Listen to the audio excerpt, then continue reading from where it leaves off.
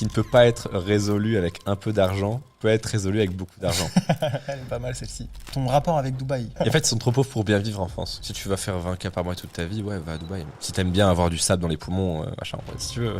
Je rentre chez mes parents, bim, courrier, contrôle fiscal. Ils me laissent 5 jours. Contrôle fiscal, à 21 ans, se prendre un contrôle fiscal, faut assumer aussi.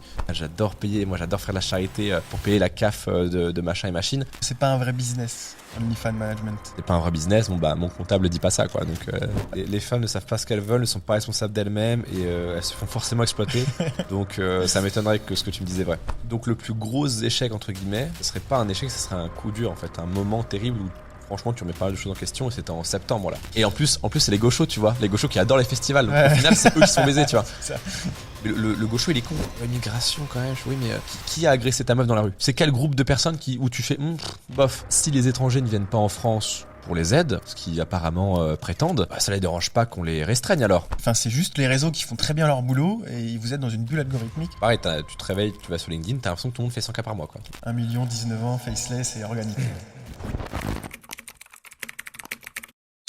Aujourd'hui, on reçoit une personne qui fait pas mal parler d'elle sur les réseaux sociaux, qui est sur un marché peu habituel, entre guillemets. Donc aujourd'hui, on reçoit Manoa. Bonjour Manoa. Hello. Merci d'avoir accepté l'invitation. Merci à toi de m'avoir invité. Très gentil de me consacrer du temps. Bon, comment vas-tu déjà? C'est déjà pas mal. Ça va, fin d'année un petit peu stressante, mais sinon, ouais, ça va très bien. Bon, super. Du coup, 4e épisode de ma série podcast Échec et grâce. Comme vous le savez, le but ici, c'est de parler de l'échec, de normaliser l'échec, entre autres, et d'aller un petit peu plus en profondeur. Alors, du coup, vous avez vu, on reçoit Manoa aujourd'hui, donc on va aller un petit peu sur le sujet qu'il traite lui au quotidien. Et donc, j'ai une première question pour rentrer direct dans le truc. Alors, c'est un ami qui m'a demandé de te la poser. Parce qu'il a su que j'allais t'interviewer. Et il m'a dit, tu lui diras plutôt, les gens disent de toi, Manoa, que tu es un proxénète digital. Qu'est-ce que tu as à leur répondre? Ou en tout cas, qu'est-ce que tu leur réponds quand on te le dit? On peut faire de la rhétorique facile en disant que pour être proxénète, il faut manager des prostituées. Les créatrices de contenu OnlyFans n'étant pas des prostituées, je ne peux donc pas être un proxénète en fait. Cette rhétorique, ce sophisme que j'aime bien utiliser. Ouais, forcément. Parce qu'en fait, factuellement, tu peux rien dire. Et d'un point de vue un peu plus, du coup, pas de la rhétorique, un peu plus éthique, quoi. C'est le mec, enfin, on voit bien de toute façon le profil de personnes qui disent ça, avec tout le respect que je te porte, mon ami Dylan, pour le nommer. Ouais, plus d'un point de vue éthique, qu'est-ce que tu as à leur dire, quoi? D'un point de vue éthique, moi je pense que du moment qu'il y a une demande, l'offre est naturelle. Et du moment que c'est légal, moi, j'ai pas de problème éthique du tout.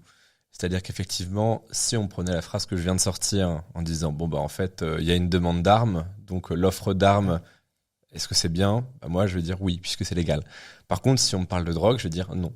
Moi, ce que je fais, parce qu'évidemment, avant de promouvoir ce business, d'en parler à visage découvert devant des millions de personnes, oui, je me suis renseigné, je me suis demandé, est-ce que c'est vraiment légal, quoi? Parce que même quand j'ai découvert ça, je me suis dit, ça me paraît être un petit peu de l'argent facile, ça me paraît être un petit peu border, machin, bizarre.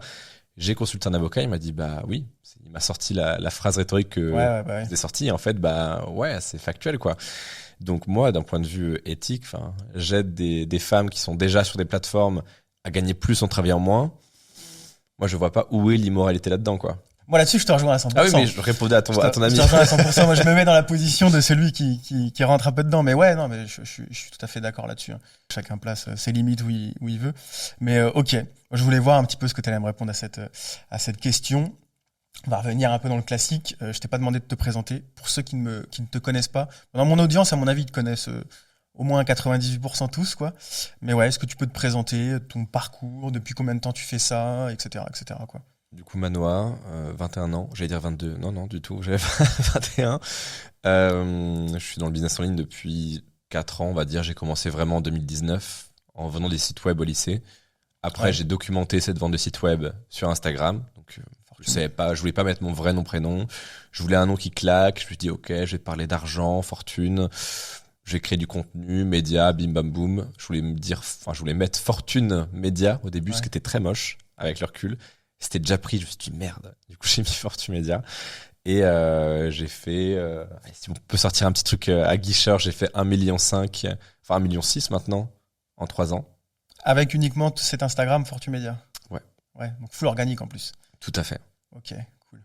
Et est-ce que à cette époque-là, ça sort un peu du truc, mais à cette époque-là, il y avait déjà autant de monde qui faisait tu sais, tous ces reels, inspiration, mindset, avec la petite musique et tout. On a du mal à s'en rendre compte, mais en 2019 et même 2018, il n'y a pas de reels. Déjà, ça n'existe pas. Ouais, c'est vrai. Et il faut se rappeler que le marché, à ce moment-là, quand j'arrive, il est quasiment vierge sur Instagram. C'est-à-dire que les gens, les plus grosses pages de motivation, elles mettent juste des vieilles stories dégueulasses avec un lion et puis marqué le courage est en toi, quoi. Ouais, C'est ce niveau-là, quoi. C'est ce niveau-là. Et les stories des gens, c'est les mecs qui prennent leur post, qui les mettent en story. C'est tout. Ouais, Qui ok. disent allez liker. On est à ce niveau-là. Et moi, du coup, je me dis, putain, c'est con. Enfin, moi, j'aimerais bien voir en story quelqu'un qui parle vraiment de son business, qui montre ses résultats pour jouer la franchise, quoi. Et j'ai commencé à faire ça. Donc, il y a des stories. Faudrait que j'en remette dans mes stories à la une. On me voit filmer mon écran en disant, voilà, au client, je lui ai dit ça, il m'a répondu ça. Donc, Ouais. une objection. Voilà comment j'ai réussi à la contrer. Tac. Voilà mon screen. Parce que moi, je me suis dit, mais pourquoi personne montre ses résultats? Mais naïvement, hein. Je me suis dit, mais les gens, s'ils gagnent de l'argent, pourquoi ils le montrent pas? C'est super inspirant. Et du coup, j'ai commencé à mettre les fameuses notifs Stripe. Ouais. Et aujourd'hui, tu vois, si Tout tu le me monde, suis, ouais. tu l'as, la notif Stripe avec le trait rouge en dessous, là. Ouais. Et donc, c'est là où j'ai commencé à innover vraiment, puisque personne faisait ça à l'époque. Et c'est même moi, en fait, je m'inspirais beaucoup des US, Ouais. et ils montraient leurs résultats. Ils filmaient leur écran, ils rafraîchissaient l'écran, donc comme ça tu savais que c'était vrai. Ils donnaient des vrais conseils en story. Et je dis, mais c'est énorme, quoi. Le marché français, il est ridicule à côté. Ah, ouais, bah, c'est clair. Ouais. Ouais, en plus, bon, de un, ça en a créé beaucoup, du coup, des pages comme ça, après la tienne. Avant, après, peu importe, mais ça en a créé beaucoup. Mais du coup, tu étais déjà dans cet esprit de documenter, quoi. Aujourd'hui, c'est presque normal de documenter ce qu'on fait. Mais quand tu me dis que tu faisais des stories où tu disais, regardez comment j'ai fait, regardez l'objection que j'ai traitée, tout ça, c'est. Mais ça, je le fais c'est- depuis que j'ai 15-16 ans, en fait, puisque j'avais Facebook avant. Enfin, t'es de la même génération que moi, Ouais, à peu ouais, ouais. près. Et en fait, Je suis un petit peu Facebook. plus âgé d'ailleurs, Ah ouais? on y reviendra après. Et en fait, moi, depuis que je vendais des trucs, enfin, moi, avant de faire mon premier vrai business qui rapportait beaucoup, qui était à minima sérieux, j'avais fait du service de montage vidéo, j'avais Ouais. vendu des actifs digitaux, donc des faux likes, des faux abonnés à des dropshippers, etc. Et je le faisais sur Facebook. Et en fait, pareil, le cerveau, il est très smart et très con en même temps. C'est-à-dire que quand il fait un truc et qu'il voit qu'il y a du plaisir après, il le refait. Le principe de la dopamine, quoi. Et donc moi, j'avais un client pour mes services de, je sais pas, de followers ou de vue story Snap, par Ouais. exemple, c'est quelque chose que je vendais. Je faisais un post Facebook où je disais j'ai aidé un tel, Ouais, ouais. ou quand il voulait pas être mentionné, évidemment, je l'anonymisais. Donc j'ai aidé un tel à avoir 2000 vues Snap en plus sur chaque story, pardon. J'avais des gens qui me contactaient. Donc en fait, je faisais du building public sans le savoir, Ouais, quoi. c'est exactement ça, ouais. Et en fait, c'était très naturel depuis très longtemps. Ouais, Et je ouais, savais ok. pas que c'était du building public. Alors que maintenant, ouais, c'est commun, quoi. Tout le monde fait ça. C'est devenu une stratégie à part entière de faire du building Oui, bien sûr. public. Ouais, ok, d'accord, ça marche. Ok. Et d'ailleurs, du coup, tu m'as tendu un petit peu la perche par rapport à nos âges. Moi, je t'ai invité pour deux raisons particulières. La première, c'est par rapport à ton âge, parce que moi, j'ai 27, donc j'ai 5-6 ans de plus que toi. Du coup, t'es un 2000. 2. 2002, ok. Ouais. Ouais, moi, je suis de 96, et donc c'est la première chose qui m'impressionne chez toi. Parce que je te suis depuis un bon moment quand même. Tu vois, au moment où tu n'avais pas encore fait ton face reveal et tout ça, je te regardais déjà. Et d'ailleurs, j'ai vachement accroché au personnage après avoir vu ton visage. Donc, je sais pas si tu as eu une différence entre le avant-après ton face reveal. Oui. Mais en tout cas, ouais, je te suivais déjà pas mal. Et bon, la première chose qui m'impressionne, c'est par rapport à ton âge, quoi, le niveau que tu as aujourd'hui, même d'un point de vue intelligence, enfin, l'avance que tu avais par rapport aux autres. Je trouve ça assez impressionnant pour l'âge que. Enfin, moi, je jouais avec mes crottes de nez, moi, à 21 ans, quoi. J'étais pas du tout, mais pas du tout, j'étais très loin de tout ça. Donc ça, je trouve ça déjà impressionnant. Et la deuxième chose, c'est ton rapport avec Dubaï. Ouais. Bon, on m'invite que pour ça maintenant. Il y a une phrase que j'ai bien aimée il y a pas longtemps. Je sais plus sur quel canal tu l'as mis. LinkedIn, je pense. Je sais plus. En tout cas, où tu disais, les gens vont à Dubaï parce qu'ils n'ont pas les moyens de rester en Ils France. sont trop pauvres pour vivre en France. Et en fait, ils sont trop pauvres pour bien vivre en France. Qu'est-ce que tu penses justement des gens qui vont à Dubaï après avoir fait 10, 20, 30 cas par mois et qui, première chose qu'ils font, ils En s'envolent à fait, Dubaï. je comprends. Ils ont raison. En fait, Si tu vas faire 20K par mois toute ta vie, ouais, va à Dubaï. Si t'aimes bien avoir du sable dans les poumons, machin, ouais, si tu veux. Non, on rigole. Mais je comprends parce qu'effectivement, commercialement, devenir riche grâce au commerce en France, c'est trop dur. Ouais. Faut faire un moment, putain, j'ai la phrase en anglais, mais oh putain, c'est un truc de start-upper de merde de dire ça. Un montant absurde d'argent. C'est un absurd amount of money. Ouais. Faut vraiment faire énormément d'argent en ayant une entreprise commerciale en France pour devenir véritablement riche. Parce que tu fais 100 euros, bah en fait, soit tu factures la TVA en plus, mais du coup tes ventes baissent, soit tu l'absorbes et c'est ton bénéfice qui diminue. Donc bam, t'as 20% déjà d'entrée, t'as les coûts produits, et puis c'est cher en France quand même. Après t'as l'IS, et puis après si tu te les sors, t'as la flat tax, puis après tu repaies la TVA quand tu achètes quelque chose. Donc en fait, sur 100 euros, peut-être t'as 70 facile qui va à l'État en fait, ouais, c'est ça. de manière directe ou indirecte. Donc c'est très très dur. Et puis vu que t'as des coûts produits, c'est impossible en fait. C'est impossible. Tu peux bien vivre en plus si t'as une boîte qui s'accorde un peu avec ton lifestyle, ce qui est mon cas, tu vois. Je suis créateur de contenu, je suis entre grosses guillemets un mini influenceur, tu vois. Bah du coup oui, quand je fais un voyage et puis que je documente tout et que je vais rencontrer quelqu'un pour le business, je peux le mettre sur ma boîte. Légalement, ça passe. Ça apporte de la valeur à ma boîte et bah ça me permet en fait de réduire mon résultat imposable, quoi. Mais si t'as une boîte de maçonnerie, bah tu vis pas de ouf. Hein. Même si tu fais pas mal d'argent, au final tu vis pas si bien que ça. Et en fait les gens ne voient pas, ne comprennent pas, n'ont pas été correctement formés, renseignés, que c'est l'étape derrière qui importe. Ouais, c'est-à-dire le travail du capital. Ouais. En fait, il faut se rendre compte que la France, c'est quand même très élitiste, c'est très aristocrate, c'est très anciennement haute bourgeoisie, etc. Et en fait, tout le système a été pensé pour que ça soit très dur de monter. Et en fait, les seules activités qui rapportent beaucoup et qui sont pas tant taxées que ça, c'est l'investissement du capital. C'est private equity, c'est la revente de parts. Par exemple, quand tu as plus de, je crois que c'est 5% d'une boîte dans laquelle tu as été actif, pas juste actionnaire, et que tu détiens ses parts avec ta holding, lorsque tu revends les actions de cette entreprise, 0%. Au bout de je crois que c'est 2-3 ans, si je dis pas de conneries, à vérifier, mais tu as 4% d'impôt, quoi. 4, ouais. 4. Effectivement. Donc si tu montes un SaaS dont tu détiens 90% et que tu le revends, ce qui est mon projet par exemple, 4% d'imposition. C'est rien.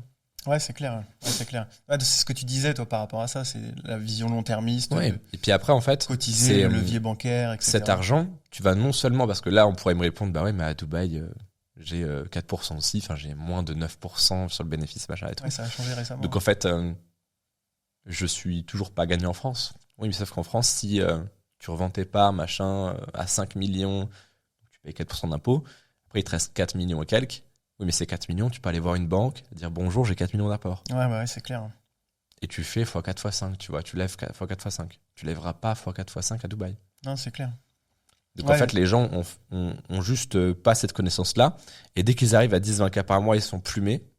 C'est la vérité, hein. Je dis pas, les impôts, c'est génial, j'adore payer. Moi, j'adore faire de la charité pour payer la CAF de machin et machine. Non. Mais c'est vrai que même en voyant mon intérêt personnel aujourd'hui, j'ai pas d'intérêt à m'expatrier, quoi. Ouais, ok.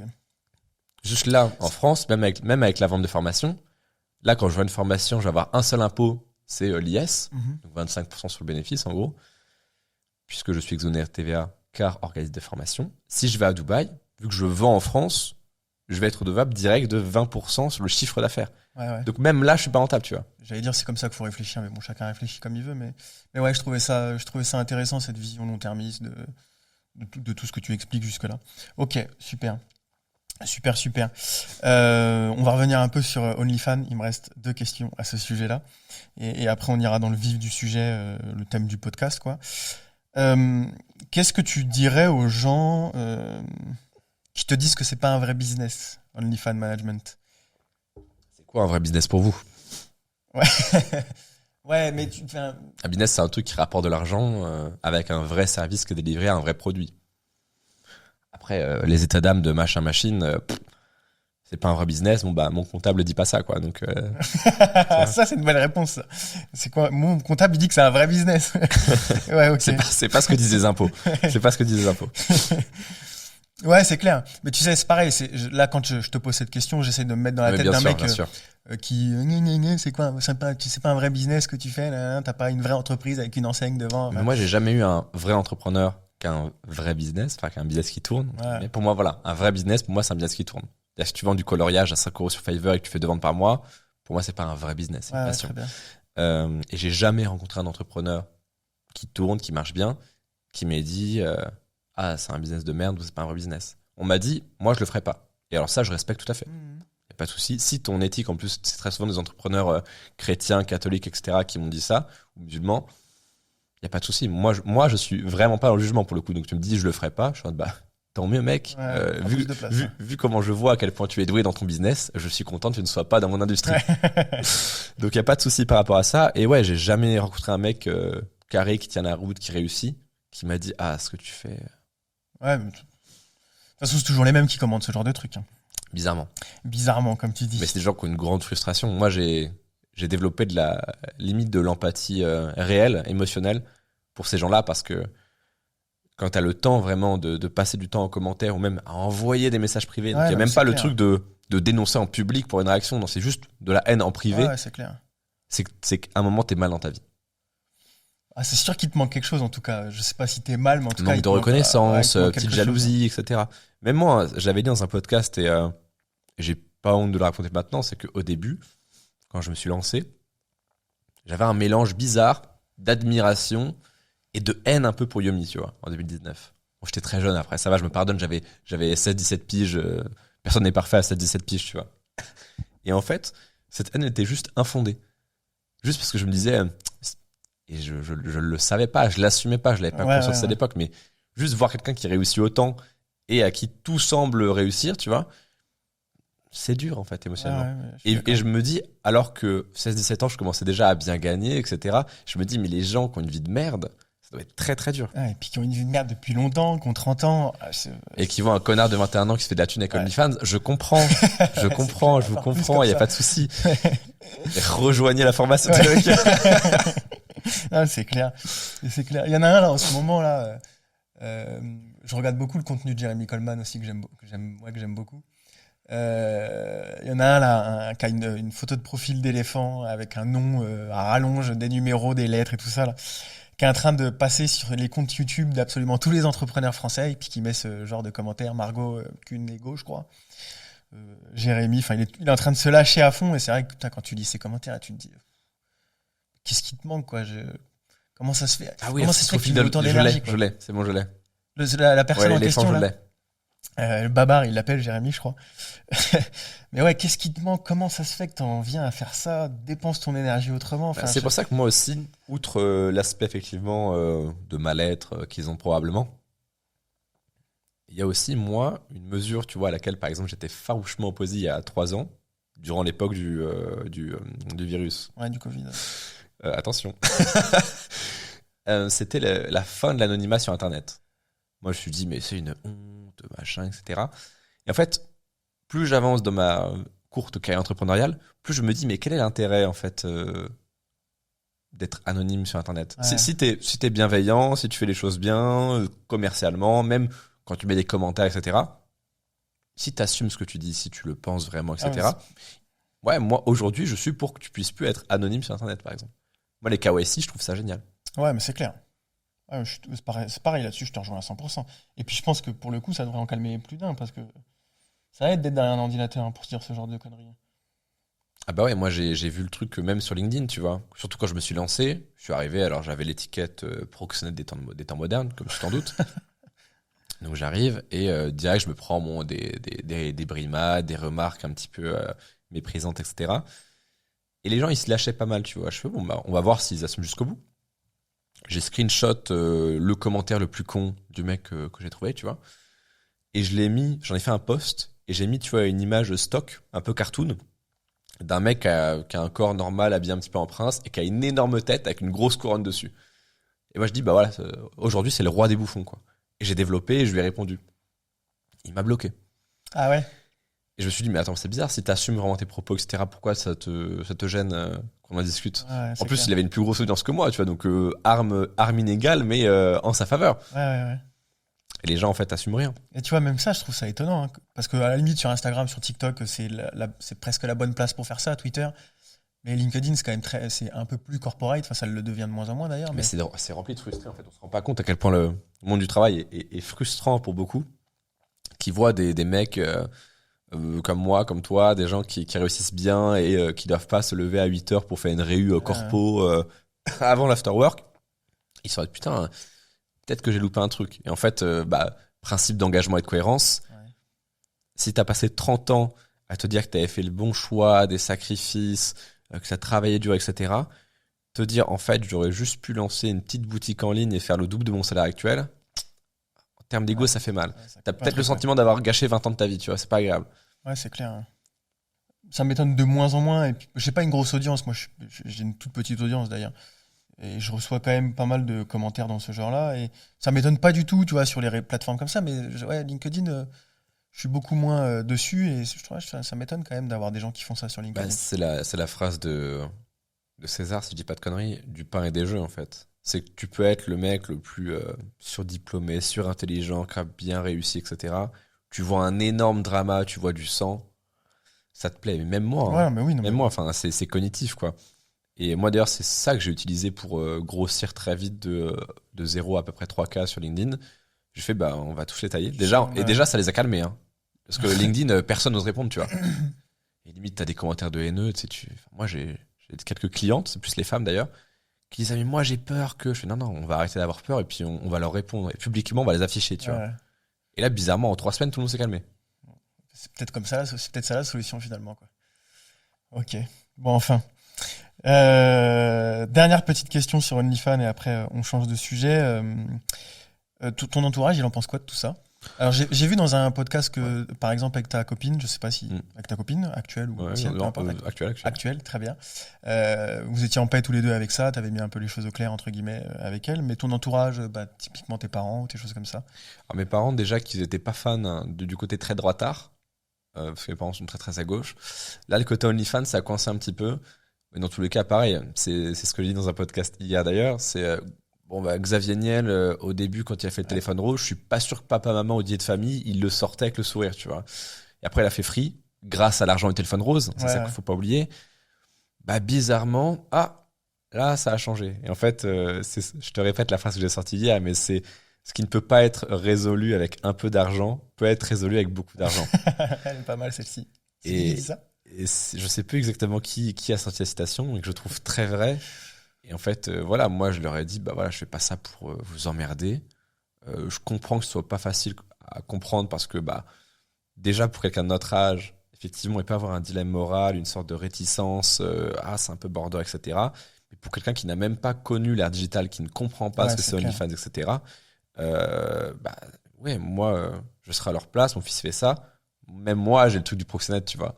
Mais je sais qu'ils regardent en cachette, tu vois. Je sais qu'ils regardent. Et en fait, plus ils regardent les interviews, plus ils comprennent que ça n'en est pas. Tu vois, donc ça s'est vachement apaisé au fil du temps. Et forcément, quand je débarque, moi, la première fois que j'en parle, c'est en mai 2022, tu vois. Ouais. Donc on n'en parlait pas en France, ça n'existait pas. J'étais le premier, donc évidemment que moi, j'ai dû faire un gros travail d'éducation, comme un petit peu le Raptor dissident a dû faire dès qu'il a commencé à parler de propos de droite sur Internet, ce qui n'existait pas à l'époque, ce qu'il disait, mais c'était, pour l'époque, waouh. Et puis en fait, aujourd'hui, c'est admis, et tout le monde est en mode, oui, ouais. Ouais, c'est vrai, c'est clair. Tu vois, Raptor dissident, il s'est ramené en 2015, il a dit il y a un problème avec l'immigration en France. Il en faut des couilles pour sortir ça en 2015 clair, sur Internet, alors que tous les youtubeurs, c'était des youtubeurs de gauche, de machin, tu vois. J'ai un petit peu fait ça à moindre échelle, évidemment, mais avec l'OFM. Ouais, d'accord. Ok. Mais moi, je suis très très en paix avec le fait que les gens soient pas d'accord ou n'aiment pas ce que je fais. Donc, de toute façon, t'as pas trop le choix en même temps pour le coup. Oui. Pour le coup, mieux vaut être en paix parce que. C'est clair. Sinon, tu vas perdre tes cheveux à la fin de la journée. Ça me fait penser à un truc qui est intéressant. Moi, je suis dans l'AIAA. Tu sais, je sais pas si tu as entendu parler de ce truc qui émerge en France un tout petit peu en ce moment. Il y a ce rapport, enfin, il y a ce truc-là aussi. Il y a une grosse partie éducation à faire pour leur expliquer comment ça fonctionne. Parce que l'IA, à part ChatGPT, la plupart des gens ils connaissent pas grand-chose, tu vois. Et c'est intéressant. Faudrait que je regarde ce qu'il a fait, ce cher youtubeur dont tu me parles à l'époque. Ok, ça marche. Bon, très bien. On passe à autre chose par rapport à OnlyFans. Moi, ça me dérange pas. On peut en parler pendant des heures. Je me doute bien. Bon, on me parle plus que de ça. Les gens ont oublié que j'avais des vrais business. D'ailleurs, moi, si on va en faire une dernière discussion. Et ça va aider. T'as pas besoin de moi, mais j'ai fait une seule vidéo sur OnlyFans. Sur TikTok Qui a bien marché, forcément, parce que Ah oui. c'était le sujet. Parce que tu dis OnlyFans. L'attention, déjà, tu dis ce terme-là.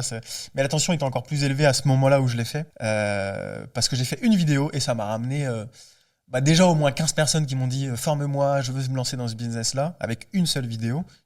15 personnes, c'est pas enfin après tout est relatif, mais ça m'a aussi ramené beaucoup de filles qui sont venues me demander j'ai besoin de gestion, j'ai besoin qu'on s'occupe de moi, j'aimerais bien gagner un peu plus.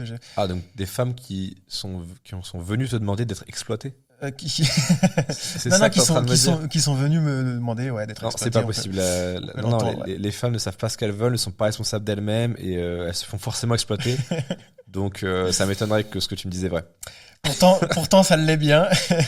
Elles sont venues, elles m'ont demandé plusieurs fois. Je répondais pas forcément parce que j'avais pas envie que. Enfin, je m'en foutais, quoi, en vrai. Et ouais, effectivement, elles sont venues me demander de l'aide. Il y a une demande énorme. Il y a une demande énorme, ouais. Une demande énorme. Mais en fait, vu que le nombre de créatrices ne fait que grossir, pareil, c'est ce que je disais dans un podcast récent, c'est que moi, ça fait 2 ans et demi que je mets des vidéos sur Fortu Media, où anciennement, il n'y avait pas mon visage, qui parlent de OnlyFans, qui parlent de mimes, etc. Et ça fait 2-3 ans que je mets des vidéos de meufs qui disent moi je gagne 100K par mois, moi je gagne 30K par mois. Ah ouais, Donc en fait, ça fait 2 ans que les femmes aujourd'hui elles entendent ça. Donc aujourd'hui en fait je récolte les graines de ce que j'ai semé pendant 3 ans parce que pareil, avant d'avoir OnlyCash, ma grosse formation OnlyFans, j'avais Instagram Empire. Et le but c'était de faire des Fortu Media bis, c'est-à-dire de lancer des comptes cashco, faceless, donc sans le visage, dans des niches bien particulières. Et en fait, la niche qu'ont choisie la plupart des gens, c'était le business en ligne, la motivation, etc. Et en fait, du coup, dès qu'ils voyaient que je faisais une vidéo qui marchait bien, ils mettaient la même ou un dérivé. Donc en fait, dès que je mettais une vidéo OnlyFans qui faisait 1 million de vues, j'avais 50 comptes qui faisaient la même et ça faisait 100 000, 200 000 vues. Donc j'ai eu un impact énorme que les gens ne sous-estiment pas parce qu'ils n'ont pas vu Fortu Media à chaque fois, ils ont vu motivation 34, machin, etc. Mais en fait, c'était mes enfants, quoi. C'était mes sbires. Ouais. Et puis, mine de rien, tu vois, ça a fonctionné. Hein. Donc aujourd'hui, on voit vraiment un vrai changement parce que les meufs, inconsciemment, elles ont vu depuis 3 ans des vidéos de meufs qui disent gagner 10K, 20K, 30K. Et puis en plus, avec tout ce monde de la télé-réalité, ça a dû pousser le truc encore plus. Ah bah évidemment. Maintenant, j'aimerais bien du coup qu'on aille un petit peu plus dans l'échec, en fait, parler un petit peu plus de ton parcours, mais l'aspect échec de ton parcours. Parce que comme je le disais en off, on n'entend pas vraiment parler, c'est ce que tu me disais aussi juste avant. On creuse pas vraiment à ce niveau-là, donc là, ça va être un peu le but. Mais avant que tu nous racontes 1, 2, 3 échecs, peu importe, pour qu'on voit un peu le contraste, c'est quoi la chose dont tu es le plus fier aujourd'hui dans ton parcours ? Je pense c'est d'avoir fait autant à un âge si mince. C'est-à-dire que j'ai quand même fait mon premier million à 19 ans. C'est stylé, tu vois. Même à dire au repas de famille, parce que pareil, hein, tu dis OnlyFans, moi j'ai fait 1 million à 19 ans. Parce que pareil, hein, quand tu as des dîners, quand tu as des réunions avec les amis de tes parents, etc., tu vois, des moments comme ça, des soirées, tu as toujours ce truc de on va trouver un bon prétexte pour invalider, en parlant à mes parents, la réussite de votre fils. Parce qu'en fait, en tant que parent, c'est très frustrant de voir le fils d'un de tes amis qui réussit beaucoup plus que tes enfants à toi. Donc en fait, t'as besoin de trouver une carte pour invalider, pour dire que c'est pas bien, machin, etc. Tu vois ? Et qu'est-ce qu'on te disait à ce moment-là ? Ah bah le truc de proxénète de machin. Avant c'était t'arnaques les gens. Maintenant, vu qu'on a 340 avis Trustpilot, c'est oui mais en fait tu exploites tes modèles. Ah bah je sais pas parce que Clara elle dit pas ça, tu vois. Je sais pas. Donc voilà, petite aparté, le truc dont je suis le plus fier, c'est les chiffres à cet âge-là. D'accord, ok. Et tu rentres pas le fait que ça a été fait sans montrer ta tête en plus ? Bah si, évidemment, en plus, ferait million sans montrer ma gueule. Ouais, parce que mine de rien, c'est quand même un truc en plus, quoi. C'est même carrément un truc en plus. Je pensais à ça sur la route là. Et sans faire de pub aussi. Ouais, aussi. Quand même. Bah ça, si, t'as raison, il faut. Non, mais le tout. C'est-à-dire. Ouais, non, c'est clair. Faceless et sans ads. 1 million organique, faceless. Non, à 19 piges, bon. À 19 ans. Pas dégueu. Non, effectivement, ça en jette. C'est aussi pour ça, justement, je te le disais tout à l'heure, que impressionnant. Mais ouais, je pensais à ça là sur la route en arrivant. Sur les échecs. Par rapport à ton faceless, excuse-moi. Moi, je fais partie des gens justement qui ont accroché à ton contenu, à ta crédibilité, à ce que tu es, à partir du moment où tu as montré ton visage. Pourquoi ? Je sais pas, parce que j'ai pris beaucoup de formations de pas mal de monde. je sais pas, je pense que ça me cassait un truc. Il y avait pas cette confiance de je passe à l'action chez toi pour la simple et unique raison que tu montrais pas ton visage. Bah, moi, j'ai vu la différence, hein, c'est-à-dire que même en termes d'invitation de podcast, Ouais. en termes de confiance, effectivement, même en termes de notoriété. C'est bon, je suis une star. Non, mais tu vois, j'ai fait mon face reveal. 2 mois après, je suis allé à une soirée networking. Chose que je recommande pas trop d'ailleurs. Mais voilà. Et j'y suis allé et je me suis fait reconnaître une dizaine de fois, quoi. Moi, je me dis, mais qu'est-ce qui se passe? Qui sont ces gens? Enfin, Ouais. moi, j'ai vraiment le côté jeu vidéo. Moi, je comprends pas que les 100 000 personnes qui me suivent, c'est des vraies personnes. Pour moi, c'est pas des vraies personnes. J'ai beaucoup de mal à imaginer ça. Ouais, non, c'est clair. Et donc, oui, si la question, entre guillemets, c'était est-ce que j'ai vu une différence? En termes de chiffre d'affaires, pas trop. Un petit peu quand même, si. Mais surtout en termes de notoriété, de confiance, d'invitation, de personal branding, quoi, en fait. Ouais. Moi, je sais pas, j'arrive pas à expliquer. Je te dis, j'y pensais sur la route, j'arrive pas à expliquer pourquoi. Alors que je suis pas du tout. Je suis pas du tout la majorité Ouais, des mais gens. t'es humain. Et en fait, le Bah visage. ouais. Ouais, Ouais, faut pas chercher plus loin. Je pense que c'est ça. Je pense que c'est ça. Bon, très bien, du coup. Alors, ouais, 1 million, 19 ans, faceless et organique. ouais, c'est mon CV, quoi. À Ouais, défaut d'en avoir un bien garni, j'ai ça. Ouais, c'est ça. Ok. Bon, bah, très bien. Très bien, très bien. Là, c'est plus. Du coup, on va rentrer plus dans l'aspect échec. Ouais. Donc, je sais pas si t'en as préparé ou si t'en as déjà qui te viennent en tête, mais si. Ouf, moi, T'en as- c'est Edouard Baird qui dit j'en pars, j'y reviens, quoi. Ouais. Et c'est en fait parce que les gens, ils ont vraiment. Je vais essayer de rendre pas ça phrase bullshit parce que je veux que les gens comprennent vraiment. Et c'est pas une tirade. C'est qu'en fait, le succès, c'est vraiment pas le vote par défaut. C'est que la norme, c'est pas de réussir, quoi. Ouais. Quand tu crées un contenu, la norme, c'est que ça bide. Et c'est le succès qui est l'exception, qui est inhabituel. Les gens, ils pensent que le succès, c'est la norme, quoi. Parce qu'en Ouais. fait, ils voient, je sais pas, les Squeezie, les Joyka, les Bernard Arnault, t'as l'impression que tout ce qui ressort, effectivement, c'est un peu un biais du survivant, c'est un biais du survivant énorme. Ouais, Tout ce carrément. qui ressort, tout ce que tu vois, si ça ressort et que tu le vois, c'est que justement, ça a réussi. Ouais. C'est partie de l'exception. Il y a un rappeur qui a explosé, là. Yamé, Ouais, avec ouais. son Colors, Ouais, je crois que c'est Bécane. Ouais, tout à fait. Ouais. Le mec, on se dit, c'est bon, là, il est partout du jour au lendemain. Ouais, mais le overnight success, en fait, ça fait 4 ans que le mec, il sort des sons dans le vent, Ouais, quoi. Clairement, ouais. Et donc, moi, en fait, moi, j'échoue, mais tout le temps. Et les gens vont dire, oui, merci. Mais non, mais j'échoue vraiment tout le temps. Ouais. J'ai lancé des projets, ça n'a pas marché. Je fais des investissements qui n'ont pas été fructueux. J'ai fait plein de contenus, d'emails, de stories, de machin, qui n'ont pas fait de vente. Et c'est le mode par défaut. Le fait que ça Ouais. marche pas. C'est Ou bien, moyen. c'est bien dit. Tu dis de poster un contenu. La norme, c'est pas qu'il réussisse. La norme, c'est qu'il bide. C'est même bizarre si ça réussit la première fois. Mais C'est oui. bien dit comme ça. Mais bien Ouais. sûr, mais enfin. Mais c'est vrai que je le vois aussi. Je suis de plus en plus confronté à des gens qui veulent prendre mon accompagnement et ceci et cela et qui sont aussi dans l'accompagnement et qui n'acceptent pas ce truc-là, quoi. Vraiment. Ils veulent que tout réussisse du premier coup, qu'il n'y ait pas aucune cassure, aucun caillou dans la chaussure. Ouais. Enfin. Ok. Du coup, ouais, est-ce que tu peux nous contextualiser l'échec que tu vas nous raconter? Je sais pas si tu vas nous en raconter plusieurs, pardon. Mais est-ce que tu peux nous contextualiser? C'était plutôt au début, plutôt là, récemment? Est-ce qu'il était financier? Est-ce qu'il était moral? Mettre un peu de cadre, quoi. C'est Yomi qui parlait de ça récemment. C'est que moi, j'ai pas eu d'échec complet, cuisant, Ouais. terrible. Et en fait, sur Marc, il y a beaucoup d'entrepreneurs qui storytell en disant ouais, moi, j'ai eu plein d'échecs, machin et tout. En fait, ils ont jamais vraiment d'échecs. C'est-à-dire que quand tu considères que l'échec c'est la norme, enfin, tu vois, c'est très bullshit. Je sais pas comment ne pas rendre bullshit, mais en fait, quand tu considères que l'échec c'est la norme, bon, en fait, t'avances et puis t'échoues toujours un petit peu, parce que ça réussit jamais autant que tu veux. Le contenu, tu l'as posté, il a pas fait 100 000 vues, c'est un échec, mais il a quand même fait 10 000. Donc oui, moi j'ai eu des bids, j'ai fait des lancements de formation qui ont fait quelques centaines d'euros, quoi. Plutôt au début d'ailleurs.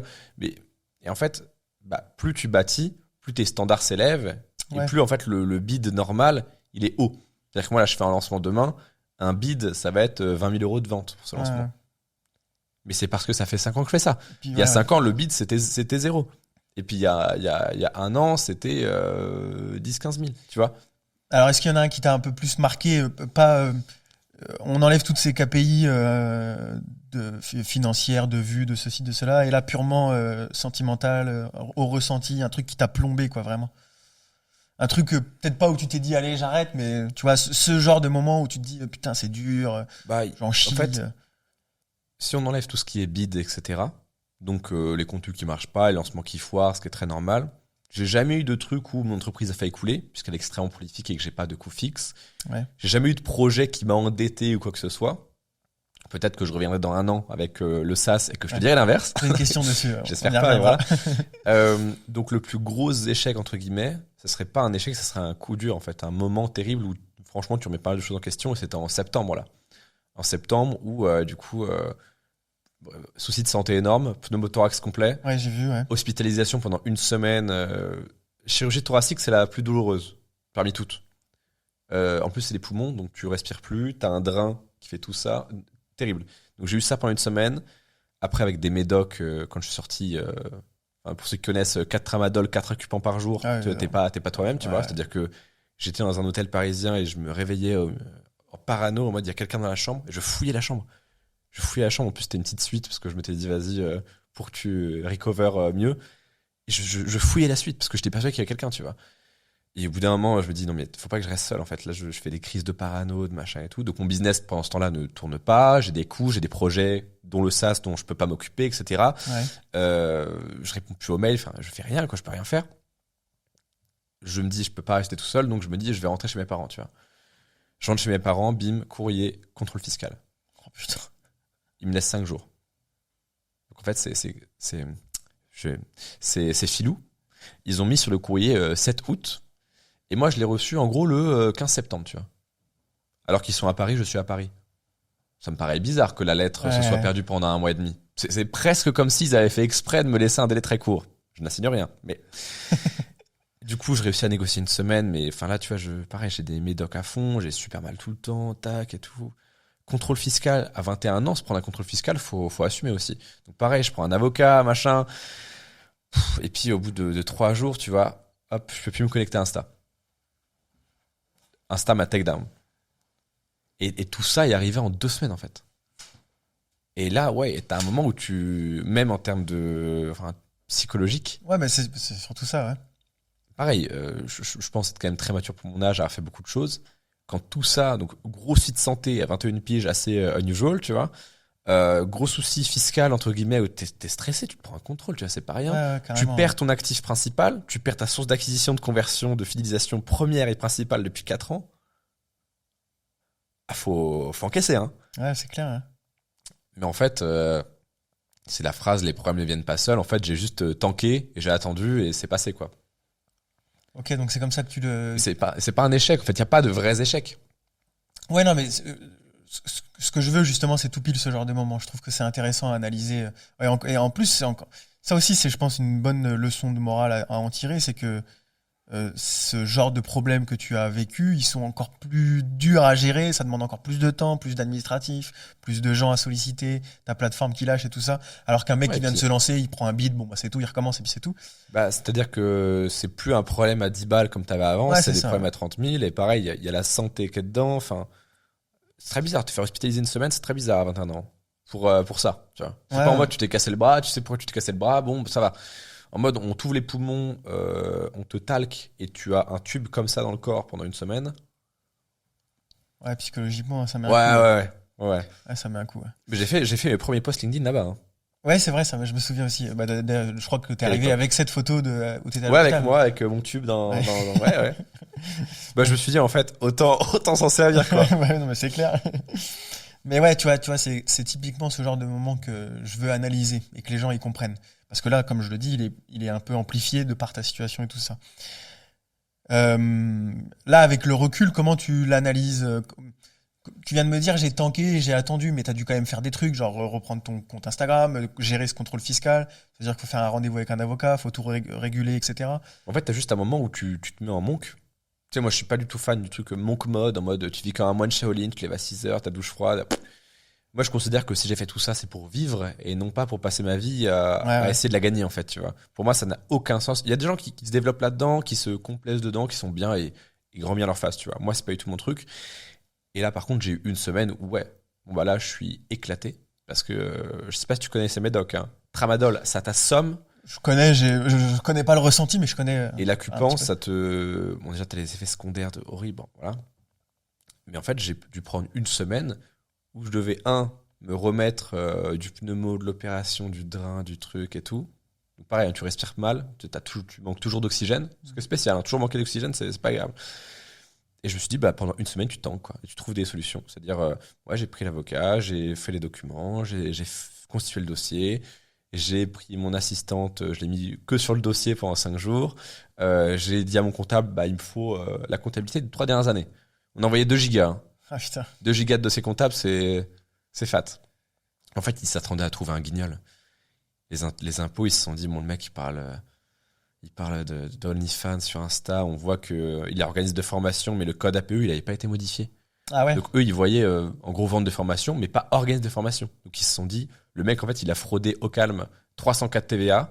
On va arriver, il n'y aura pas de comptabilité. On va l'allumer, on va repartir avec un pactole immense. Moi, je te dis, bah non, les gars, en fait, juste le code APE n'a pas été modifié, mais je peux pas le faire. Mais j'ai tout ce que vous voulez, c'est justifié, c'est machin. Et ouais, bah pareil, j'ai expérimenté le côté mafia de l'entrepreneuriat pour récupérer mon compte Insta, quoi. Ah ouais. T'as fait marcher des contacts. Ah bah là, pas le choix. Là, pas le choix, parce que là, sinon, je pouvais m'asseoir dessus pendant... Et c'est peut-être dû à quoi ça qui t'ont.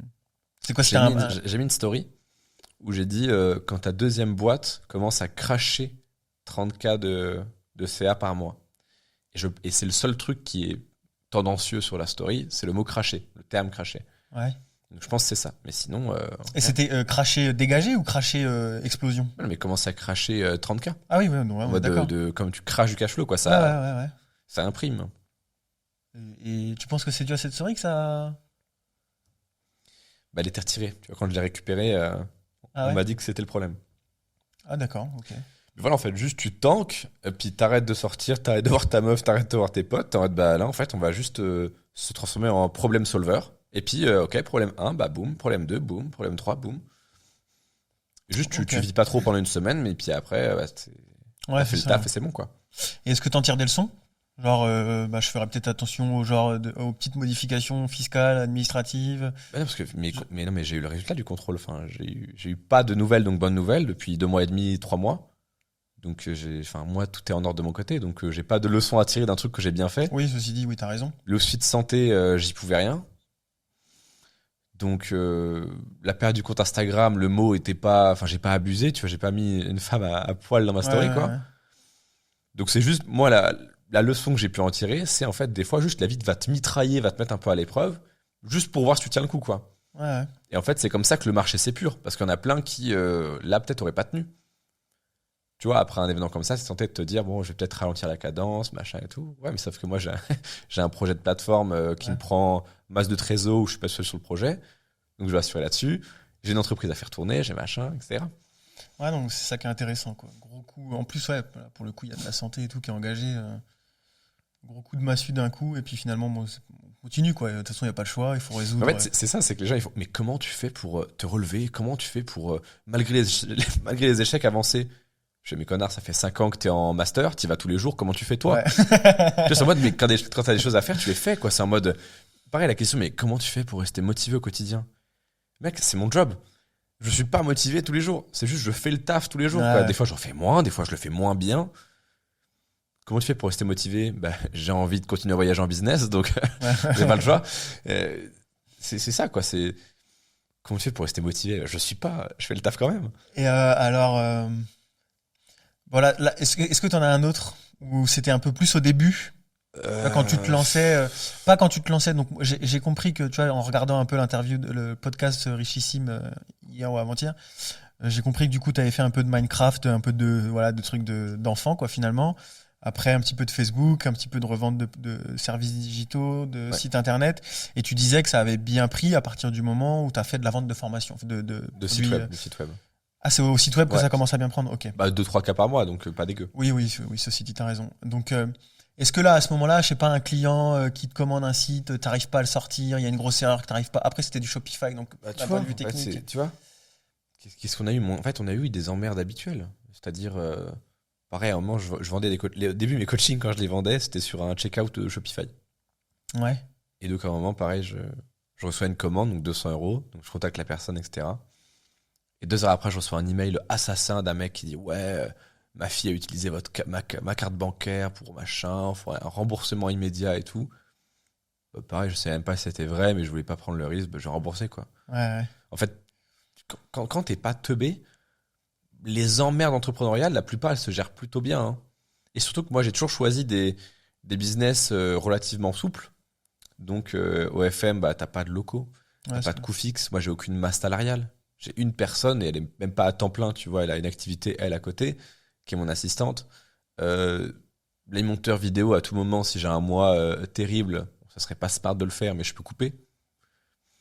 Donc, en fait, quand t'es un bon entrepreneur, je pense que tu te débrouilles pour pas avoir ce genre d'emmerdes énormes qui te font couler ta boîte, tu vois. Si ta boîte elle coule, c'est qu'au bout d'un moment, t'as mal géré le risque, tu vois. Ouais, tout à fait. Ouais. Sinon, tous les autres risques, toutes les emmerdes, c'est des trucs qui vont te faire chier, ça va pas être un bon moment, mais tu te relèves, quoi.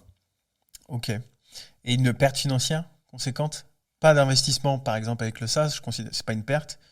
Une perte financière, un lancement qui bite vraiment. Mais non, mais j'ai déjà foutu quelques milliers sur une crypto qui crash, j'ai déjà foutu quelques milliers sur des actions qui ont perdu en valeur, mais de crash énorme, de pertes colossales, pareil, tu fais pas all-in sur le Shiba, quoi. Tu connectes deux neurones, tu te dis, il y a peut-être Ouais, plus le problème, intelligent c'est ça, financièrement, tu vois. Ouais. Non, bah pareil, au début, j'ai acheté par exemple, un site de café il y a un an que j'ai mis du temps à bien remettre, etc. Aujourd'hui, il rapporte une rente mensuelle et je vais sûrement m'associer à quelqu'un dessus dans les prochains mois. Donc pareil, en fait, moi, j'ai jamais fait de coups stupides. C'est une petite excuse, ça, t'en avais jamais parlé, ça, de Non, mais je suis resté business. très discret parce que je veux pas trop que les gens Oui. cherchent à fond. Tu vois, que ça soit ultra. Genre, je veux pas une vidéo de moi qui parle de ça et qui fait 300 000 vues. Tu Ouais, vois. ouais, je vois Parce très que bien. j'aime bien juste, je l'ai sur le côté, je le développe tranquillou et j'ai pas envie de l'associer non plus. Pareil, Ouais. pour la survie de l'actif, dans une optique de revente, Mhm. faut pas qu'il soit associé à moi, slash C'est ça. OnlyFans, tu vois. Ouais, ouais. Donc c'est pour ça, si les gens veulent chercher, ils le trouveront. Et puis ça les amusera, et puis voilà quoi. Ouais, c'est clair. Ouais. Ok. J'essaye de creuser un peu, hein, pour trouver un truc. Parce qu'en fait, tu vois, le but, c'est. Tu penses qu'ils ont peur de quoi, en fait, les gens? Moi, je pense qu'ils ont grandi en étant très, très, très, très protégés, très, très tenus par la main. Et dès qu'en fait, tu les mets dans un endroit que l'entrepreneuriat, où il y a ni donneur d'ordre, ni maître, ni guide step by step à suivre, les gens, ils sont perdus, quoi. Tu vois, avant, je sais pas, les gamins à la préhistoire, on leur disait, bah, tu vois, ça, c'est un mammouth, on va aller le chasser cet après-midi, quoi. Et tu vas venir avec papa. Oh, putain. Bah voilà, tu vois, là, il y a du challenge, t'apprends vite, quoi. Tu vois, Ah, pareil, on voit l'éducation entre les parents qui te disent oh non mon fils va pas dans l'eau parce que là tu viens de manger et puis il fait un peu chaud machin, et t'as l'autre type de famille où t'as le daron qui le prend par le gilet de sauvetage. Le gamin il risque rien, il a le gilet de sauvetage, mais il le balance dans l'eau comme ça, le gars il panique, bah il voit qu'il coule pas. Ah bah ok, bah je va peux bien, tenter des trucs du moment que je suis pas un teubé à sauter dans un torrent sans gilet de sauvetage, tu vois, tu réfléchis un minimum, mais il va rien m'arriver de grave, quoi. Et les gens en fait ils ont tellement été habitués juste à dopamine, ou alors papa maman te le dit donc tu le fais, ou alors l'école te le trace à ta place et en fait on choisit un peu ton orientation pour toi, que dès qu'ils arrivent dans un endroit où bah, on leur dit tu peux faire ce que tu veux, ah ouais mais machin, ouais, tu ouais. vois, c'est pareil. Avant, même dans ma période un petit peu du virus où justement j'étais pour l'anonymat sur internet, etc., j'étais vachement pro liberté, tu vois. Si tu veux pas te faire vacciner tu te le fais pas, machin, etc. Et j'étais en mode, non, mais attends, c'est horrible qu'il y ait une sorte d'agenda politique global avec le World Economic Forum. C'est horrible d'obliger les gens, les machins. Et en fait, maintenant, je suis en mode, mais heureusement qu'il y a ça, tu vois. Heureusement que, par exemple, on n'a pas une démocratie directe. Ouais. Heureusement que, oui, il y a une Carrément. sorte d'agenda global. Sinon, si les gens, tu les laisses trop libres, ça marche pas, quoi. Tu peux pas avoir un système qui marche si les gens sont trop libres. Ok. Et en fait, le système, là, il est assez bien construit pour que ceux qui le veulent vraiment, qui sont assez smart, puissent s'en extirper. Il y a toujours une sorte d'ascenseur social, mais très difficile à prendre. Et c'est très bien, en fait, c'est un filtre. Mais les gens n'ont pas trop le libre arbitre. Ils vont vachement se conformer à autrui. Et ils ont peur de tout, quoi. Parce qu'en fait, c'est une génération qui a fait centre aéré, jeux vidéo, iPhone. Et en fait, il n'y a pas de prise de risque. Il y a Ouais, pas mais de... je connais pas ton enfance, mais c'est aussi une enfance que tu as eue, potentiellement, tu vois. Parce que moi, c'est pareil, tu vois, tu disais. Ouais, mais pareil, tu vois, mes parents, ils ont été quand même très... Enfin, tu vois, ma mère, à 16 piges, Ma mère, elle est médecin, elle est bac+10 au total. T'as son gamin qui vient à 16 piges qui fait ouais, en fait, là, je fais 2000 balles par mois. Donc, il faudrait qu'on se déclare, ça serait mieux.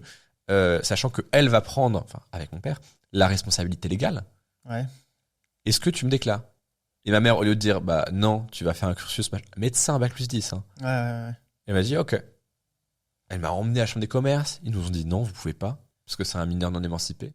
Mais elle a fait, si on peut. Elle est revenue une deuxième fois, troisième fois. Elle a fait des démarches via Internet, machin. Et ma mère a toujours dit, bah ouais, tente des trucs, fais des trucs, tu vois. Ouais, donc ouais, t'as eu ce truc classique Eh d'un oui, peu pareil, toute la quand jeunesse, je leur- mais il y avait ce soutien. C'est eux qui ont mis leur carte bancaire sur le site que j'utilisais pour payer mon serveur Minecraft tous les mois, tu vois, un abonnement. Enfin, donc, mine de rien, l'éducation joue quand même beaucoup. C'est pour ça que je suis de plus en plus de l'école de l'inné et non plus de l'acquis. Je pense que la méritocratie, en fait, c'est vrai, mais pas tant que ça. Ouais. C'est qu'en fait, tes dispositions cognitives, ton QI, ton environnement de naissance, etc., jouent beaucoup. Ouais. Et en fait, tout est beaucoup plus déterminé qu'on ne le pense. Ça paraît, ça, tu peux pas le dire, tu vois. C'est-à-dire qu'en fait, t'as 90% des gens qui regardent cette vidéo, malheureusement, ils vont pas réussir. Et là, quand ils regardent, ils se disent, ah ouais, c'est les autres 90%, c'est pas moi. Ouais. Ah non, c'est peut-être toi, tu vois. Et en termes de probabilité, c'est toi. Et j'espère qu'en disant ça, tu vas dire, non, je vais tout faire pour que ce soit pas moi. Et tu vas faire partie des 10%. Mais statistiquement, Ouais, mais ça aussi, c'est une bonne ça, tu leçon. peux pas le dire. Non, tu peux pas le dire. En plus, les gens, ils ont du mal à l'entendre, à l'acquiescer. Moi, typiquement, je pense que je faisais partie de ce truc-là, moi. Du cursus très classique, des parents qui me surprotègent. Tu vois, je suis d'origine portugaise, donc on est plutôt plutôt chrétien, de culture chrétienne.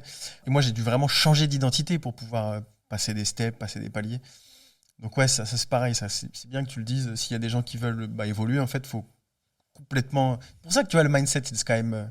Je suis pas très mindset, Non, mais toutes ces en fait, phrases bullshit, mais Encore une comme fois, il il n'y y a a, rien. il y a le. En fait, il faudrait juste arrêter d'utiliser le mot mindset et juste remplacer par. En fait, état d'esprit. C'est tout con. On va me dire merci, c'est la traduction. Ouais, mais c'est pas la même connotation, tu vois. Tout à fait. Ouais. Mindset, c'est vraiment ouais, branlette intellectuelle. Ouais. Ah ouais, je pense, donc je suis, je me suis formé, je me suis machin. Ouais, mais en fait, c'est une métaphore que j'aime beaucoup de Steve Jobs, si je dis pas de conneries. Est-ce qu'en fait, à chaque fois que tu vas lire un livre, à chaque fois que tu vas voir un film, à chaque fois que tu vas suivre une formation, dans ton spectre, tu vas ajouter un point. Une mini bulle. Ouais. Et plus tu vas faire, plus tu vas expérimenter, et plus aussi tu vas lire d'autres choses, voir d'autres trucs, apprendre de nouvelles connaissances, etc. Plus les points vont commencer à se relier entre eux. Et c'est un peu comme ce qu'on faisait quand on était gamin à l'école. Tu sais, tu relis 2 points, 3 points, 4 points, 5 points, 10 points, et au final, au bout de 10 points, tu fais « Oh putain, ça fait un lapin ». Ça fait un dessin. Ouais. Et après, tu colories les cases. Et en fait, c'est exactement ça, c'est que Carrément.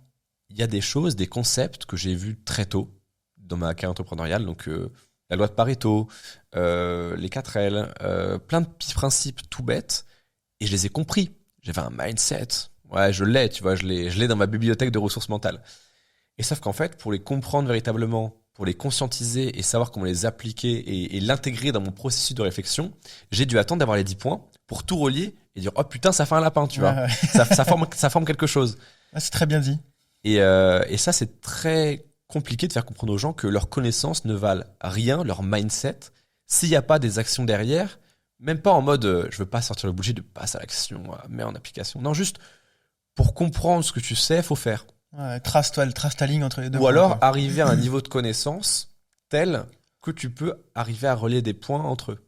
Ouais. Et pareil, si t'as pas de confrontation réelle, tu peux pas savoir si ta connaissance est erronée ou non. Parce qu'il y a plein de gens qui sont en mode mindset, et en fait qui suivent des formations, qui lisent des livres, qui ne prennent pas en compte les nouveautés actuelles. Donc par exemple, tu lis plein d'économistes, c'est super intéressant, mais c'est des mecs qui ont développé leur thèse, leur théorie, avant qu'il y ait la mondialisation, le libre-échange, par exemple.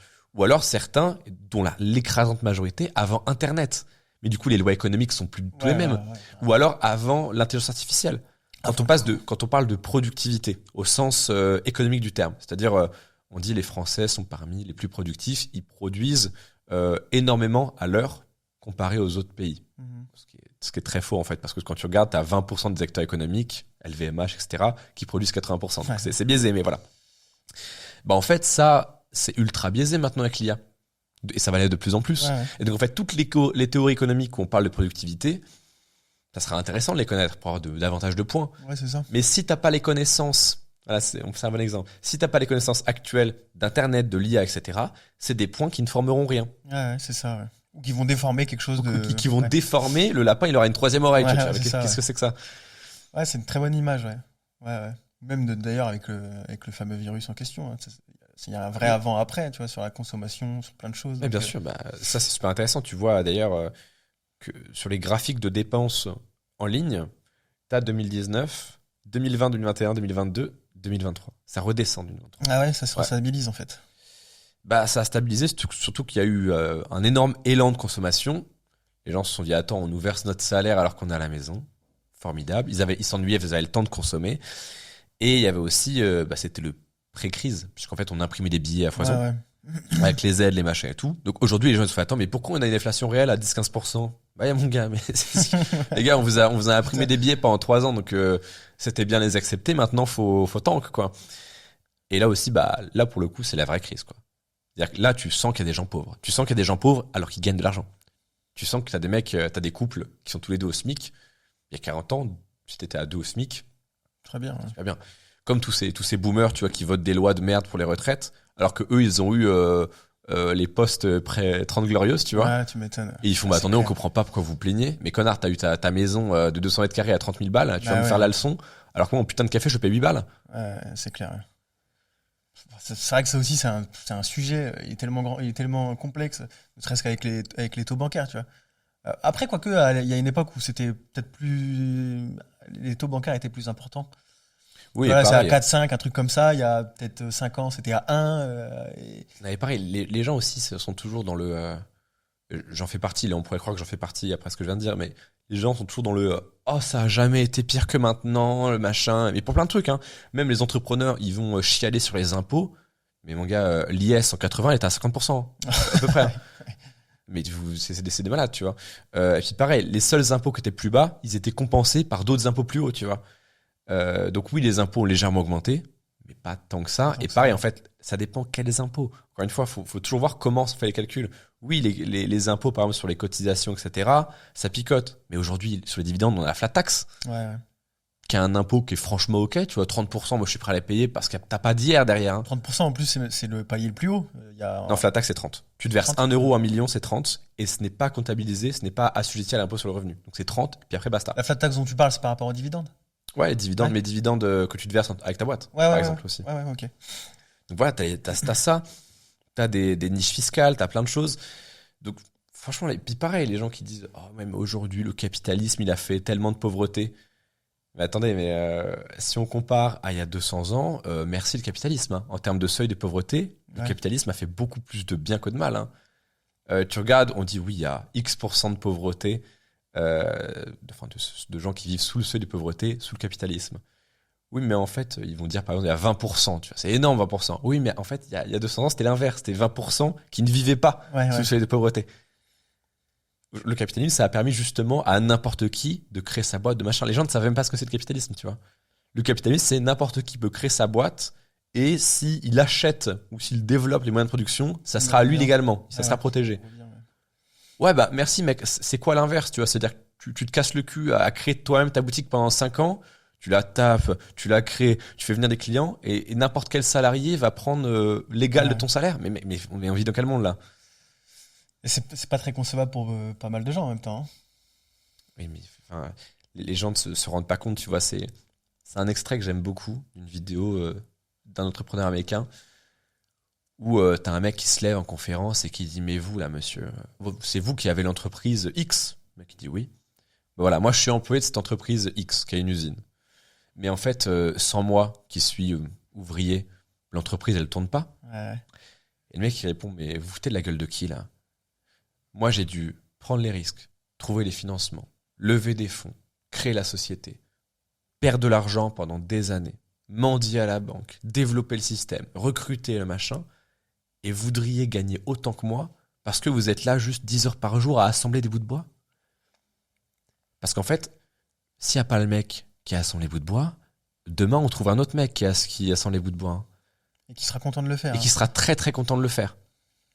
Par contre, trouver un mec qui va créer la boîte, qui va pareil. Le mec, demain, l'entreprise, elle crache. Le mec qui fout les bouts de bois, il change d'entreprise et va faire des bouts de bois ailleurs. C'est bon. Ah, mais c'est clair. Par contre, l'autre mec, il est endetté à vie. C'est pareil, un autre épisode du Crayon, où il y a l'avocate là, qui est en vogue en ce moment, là, une blonde, Sarah Salman. Ouais, exactement. Qui était en face de je sais plus qui, j'ai pas retenu son nom, mais voilà. Ah, alors, terrible, elle. Alors, en fait, elle a très bien parlé. Pardon, je t'ai coupé, je t'en prie. Non, mais voilà, c'est bien, t'as la rêve du coup, qui méprisait, et elle le dit, Sarah Salma, qui méprisait les entrepreneurs. Et je pense qu'en fait, c'est ça, les gens, ils ont pas conscience du niveau de stress que ça engrange. Tu te décroches jamais réellement, tu prends des risques qui sont dingues, tu manges des portes tous les jours. En fait, pour le gaucho, si tu passes 12 heures à taper comme un con sur une pierre, t'as travaillé. Ouais. Non, travailler, c'est pas. En fait, sinon, moi là, je vais te casser une pierre pendant 1 an. Tu sais, je tape juste sur une pierre. 12 heures par jour, hein, je suis très fatigué. Oui, mais j'ai rien apporté à la société. Ouais, tout le monde s'en bat les coups que j'ai passé 12 heures à taper sur une pierre. Putain, ouais. C'est pas ça le travail. Le travail, c'est apporter de la valeur à autrui. Avoir un impact. Pareil, les gens qui disent les entrepreneurs, ils sont trop payés. Bon, ça veut tout rien dire, tu vois. Mais pourquoi je serais trop payé si j'ai un produit à 1 000 euros et qu'il y a 30 personnes par mois qui achètent volontairement sans que je n'ai menti sur la nature, les promesses, la constitution de ce produit-là. Donc, qu'ils achètent, qu'ils sont satisfaits et que moi, je prends les 1000 balles et que je donne ma part en plus à l'État. Entrepreneur charitable oblige. Bah, c'est la fameuse phrase, ton premier actionnaire, c'est l'État. Ouais. Qui ai-je volé? Parce que la théorie marxiste, c'est tout profit provient d'un vol. Mais si je vends un café à 10 balles, si toi, tu as envie d'un café, tu as envie de mon café à 10 balles et que tu me donnes volontairement un café qui respecte toutes les normes du monde, je vais payer mes impôts dessus, machin et tout. Qu'est-ce que ça te fait que je gagne 10 balles dessus ou 2 balles? Toi, tu as eu ton café, tu es content. Je t'ai pas volé. Et pareil, pour avoir ce café, bah, j'ai dû l'acheminer. Donc, tu as un mec qui a pris de l'argent dessus, qui va nourrir ses gosses, qui a payé des taxes aussi. Tu as un mec qui a produit le café dans un pays pauvre. Donc, on dit ce qu'on veut, hein. Mais s'il a pris 1 euro, tu vois, il est content. Parce que pareil, les gens ils disent mais au Mexique, le salaire moyen, c'est 300 euros, tu te rends pas compte. Et toi, t'achètes dans ces pays-là. Oui, mais connard, le niveau de vie et le coût de la vie, il est 4 fois inférieur aussi. Mais c'est vrai qu'il y a plein de trucs que les gens ne conscientisent pas vraiment, en fait. Et ils font, tu vois, dans cette interview-là, elle fait, en fait, cette dame-là, elle fait pas la différence entre travail physique et travail moral, quoi, psychologique, quoi. Oui, en fait, pour eux, le travail, c'est s'épuiser. C'est suer, quoi, c'est ça, ouais. Prendre le métro, suer dans le métro, suer au retour, suer pendant. Et si tu fais pas ça, tu travailles pas, quoi. C'est pas cool, c'est pas stylé, et ça doit pas être valorisé. Qu'est-ce que tout le monde s'en branle que je passe 12 heures à taper sur une pierre? Je reprends cet exemple-là, mais. Ouais, non, mais c'est clair et net. Hein. T'es payé à la valeur de ce que t'apportes à la société, quoi. Les gens, ils disent, ah oui, mais les milliardaires, machin. Ouais, mais en fait, ils sont milliardaires, ils ont pas gagné l'auto, quoi. Pour la plupart, évidemment, j'enlève les héritiers, j'enlève les machins. Ouais, bien sûr. Il y a encore la question des héritiers, tu vois. Là, un gaucho qui regarde va me dire, et les héritiers méritent de recevoir leurs millions? Pas forcément, mais par contre, celui qui a gagné et qui veut donner à l'héritier en question, il mérite de pouvoir le faire. Ouais, c'est clair. Et puis d'ailleurs, on peut même aller sur cette question-là. L'héritier, moi, je trouve que j'ai presque même tendance à dire qu'il mérite plus que le pauvre qui part de zéro. Parce qu'il n'est pas obligé de se bouger. Ouais, exactement, ouais, exactement.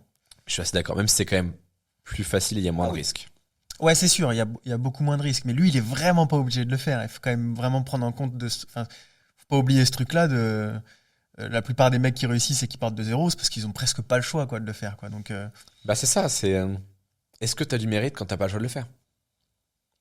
Ouais, c'est pas fou. Non, mais c'est une vraie question. Ouais, c'est intéressant. C'est pour ça. Encore une fois, je reviens à ce que tu disais juste avant, en mode les gens n'ont conscience de rien, en fait.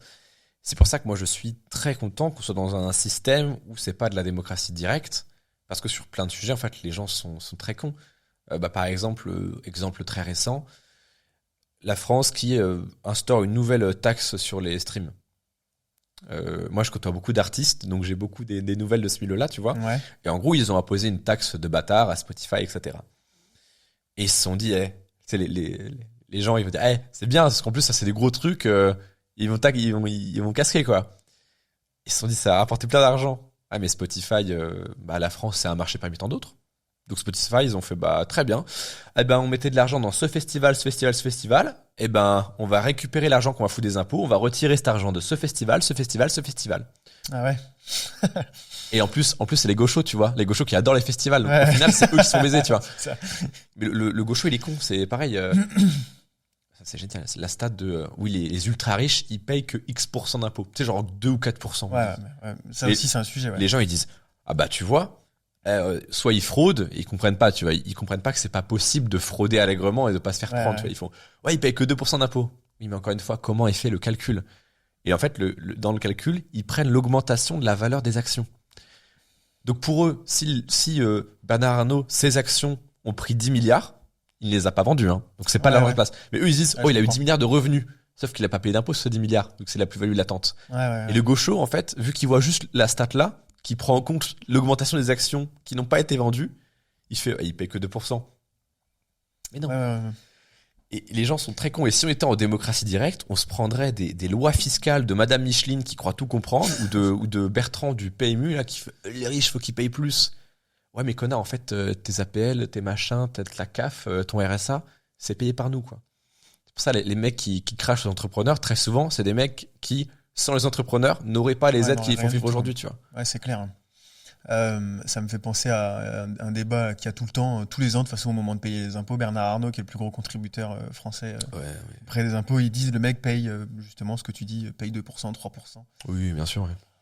Et puis d'ailleurs, même si ce n'était que ça, son montant est tellement énorme que rien qu'avec un si peu de pourcentage pris à sa fortune, ça fait déjà du bien à tes putains d'APL et toutes tes conneries là, quoi. Donc, tout le monde gueule sur LVMH. Non mais les gars, maintenant, vu que la France est devenue le Frankistan, tu vois, on n'a plus aucun rayonnement, culturel. Mais heureusement qu'il nous reste la gastronomie et le luxe. Hein. Ouais. Tu sais que je crois que c'est Oussama qui disait ça, qu'en gros, t'as des Japonais qui économisent toute leur vie pour se payer le voyage de leur vie au Japon. Et en fait, tellement ils arrivent, et c'est le ghetto, c'est dégueulasse, ils se font voler, c'est crade, c'est lent, les gens font la gueule, ils puent, machin, parce qu'en fait, ils fument à fond parce qu'ils sont stressés de leur 70 heures semaine, tu vas payer le SMIC. Et il y a un département psychologique fait exprès. Tellement c'est terrible, en fait. On a tellement downgrade. Il y a un département au Japon qui s'occupe des personnes qui reviennent de leur voyage. Je crois que c'est Oussama qui a dit ça. Donc, à fact-checker. Mais juste l'idée est drôle, tu vois. Même si c'est pas vrai, ça me fait rire parce que ça pourrait l'être, tu vois. Ouais, c'est clair. Ouais. C'est clair. Ouais. C'est vrai qu'ils doivent prendre une claque. Hein. Heureusement qu'on a LVMH. Pareil, les gens, on oublie que t'as 70% des gens qui payent pas d'impôts, en fait. Oui, mais ils payent la TVA. Oui, mais merci, hein, mais c'est l'entrepreneur qui paye la TVA. C'est pas le mec. Ah, c'est clair. Ouais, tout à fait. À ce moment-là, le client paye tout, tu vois. Il paye l'IS, il paye mon impôt sur le revenu, il paye tout, tu vois, si on veut jouer à ce jeu-là. Mais ouais, heureusement qu'on a encore des acteurs culturels et économiques comme Bernard Arnault, parce que ce qui reste à la France, là, effectivement, c'est la gastronomie, quelques paysages dans le sud qui sont pas encore colonisés, et oui, gastronomie luxe, quoi, c'est tout. Ok. Il y a une question qui me vient en tête. Est-ce que il te convient ce sujet un peu politique? Moi carrément. Ouais. Je préfère ça parce que ça change de beaucoup de choses et ça me permet d'en parler. Ça me fera des reels super. Ouais. mais j'y pense pour ça. On va prendre le truc du moment. C'est je vais peut-être dire des conneries, mais la loi qui dit qu'il faut maintenant prouver 5 ans et 30 mois de travail si tu veux. La loi immigration. La loi immigration, voilà. C'est le terme que je cherchais. Enfin. Qu'est-ce que t'en penses? Moi j'ai vu tous les entrepreneurs. Il y a le mec, j'espère qu'il verra cette vidéo. Ne m'en veux pas parce que j'admire beaucoup ce que tu fais. Mais le mec a créé Legal Start. Ouais. Il a fait un long post, un long thread de Twitter en disant c'est grâce. Il commençait bien pourtant. Il a dit c'est grâce à la France que j'en suis là que j'ai créé Legal Start. Legal Start, c'est une belle boîte, c'est bien foutu. Je l'ai même utilisé en plus, donc je te fais de la pub. Et c'est une belle boîte, machin et tout. Et dans son post, il dit c'est grâce à la France que j'ai pu faire ça, que c'est la France qui m'a donné ça. Je me dis putain. Un élan patriote, qu'est-ce qui se passe? Et en fait, à la fin, il dit oui, mais s'il y avait eu cette loi immigration, j'aurais pas pu le faire. Mais gars, si c'était que des mecs comme toi qui venaient en France, ça se saurait, tu vois. Je suis pas sûr que la meuf qui se fait attoucher dans le métro, elle se dise oh putain, mon gros problème, c'est le mec qui a fondé Legal Start, tu vois. Ouais, c'est clair. Si tu viens avec un vrai projet, avec un projet d'études ou professionnel, tu peux toujours venir, tu vois, tu le sais très bien. Et bien sûr, mais c'est le minimum, quoi. C'est le minimum. Et heureusement, moi, tout le monde déteste le gouvernement Macron. Excusez-moi, mais il a créé la flat tax, il a baissé l'IS, c'est le seul qui a fait quelque chose pour l'immigration. Si on avait LFI, je pense c'est vrai qu'effectivement... c'est vrai que quand tu prends du recul, c'est le seul qui a eu les couilles de faire quelque chose enfin pour c'est masterclass. Et puis pareil, on a quand même une image internationale qui est bien parce que on aurait Mélenchon, pareil, hein, un Mélenchon colérique comme il est, qui gère une crise internationale comme Ukraine-Russie. Je suis pas sûr de vouloir être dans le pays. Hein. T'as un Macron, t'as un machin, t'as un mec pareil qui connaît l'économie.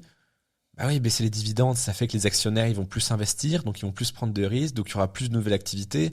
Pareil, ils s'expatrient moins du coup. Ouais, non, mais c'est clair.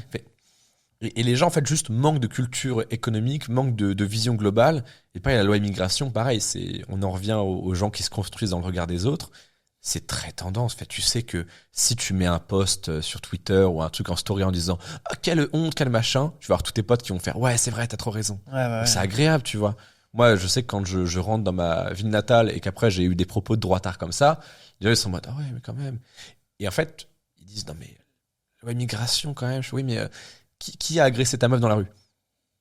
Quand tu marches dans la rue, c'est quel groupe de personnes où tu fais bof?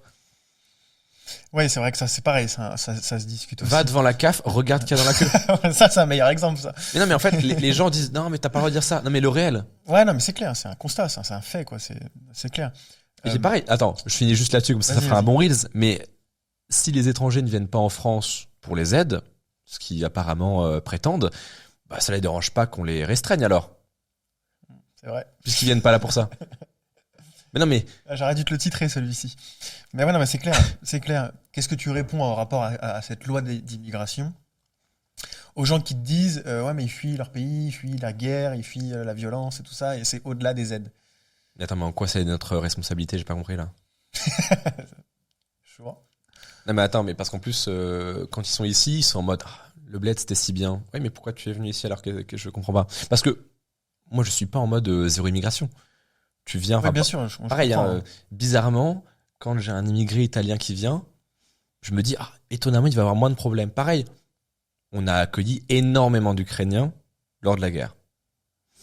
Bah, étonnamment, on a eu très peu de faits divers avec des Ukrainiens qui étaient le cœur du problème.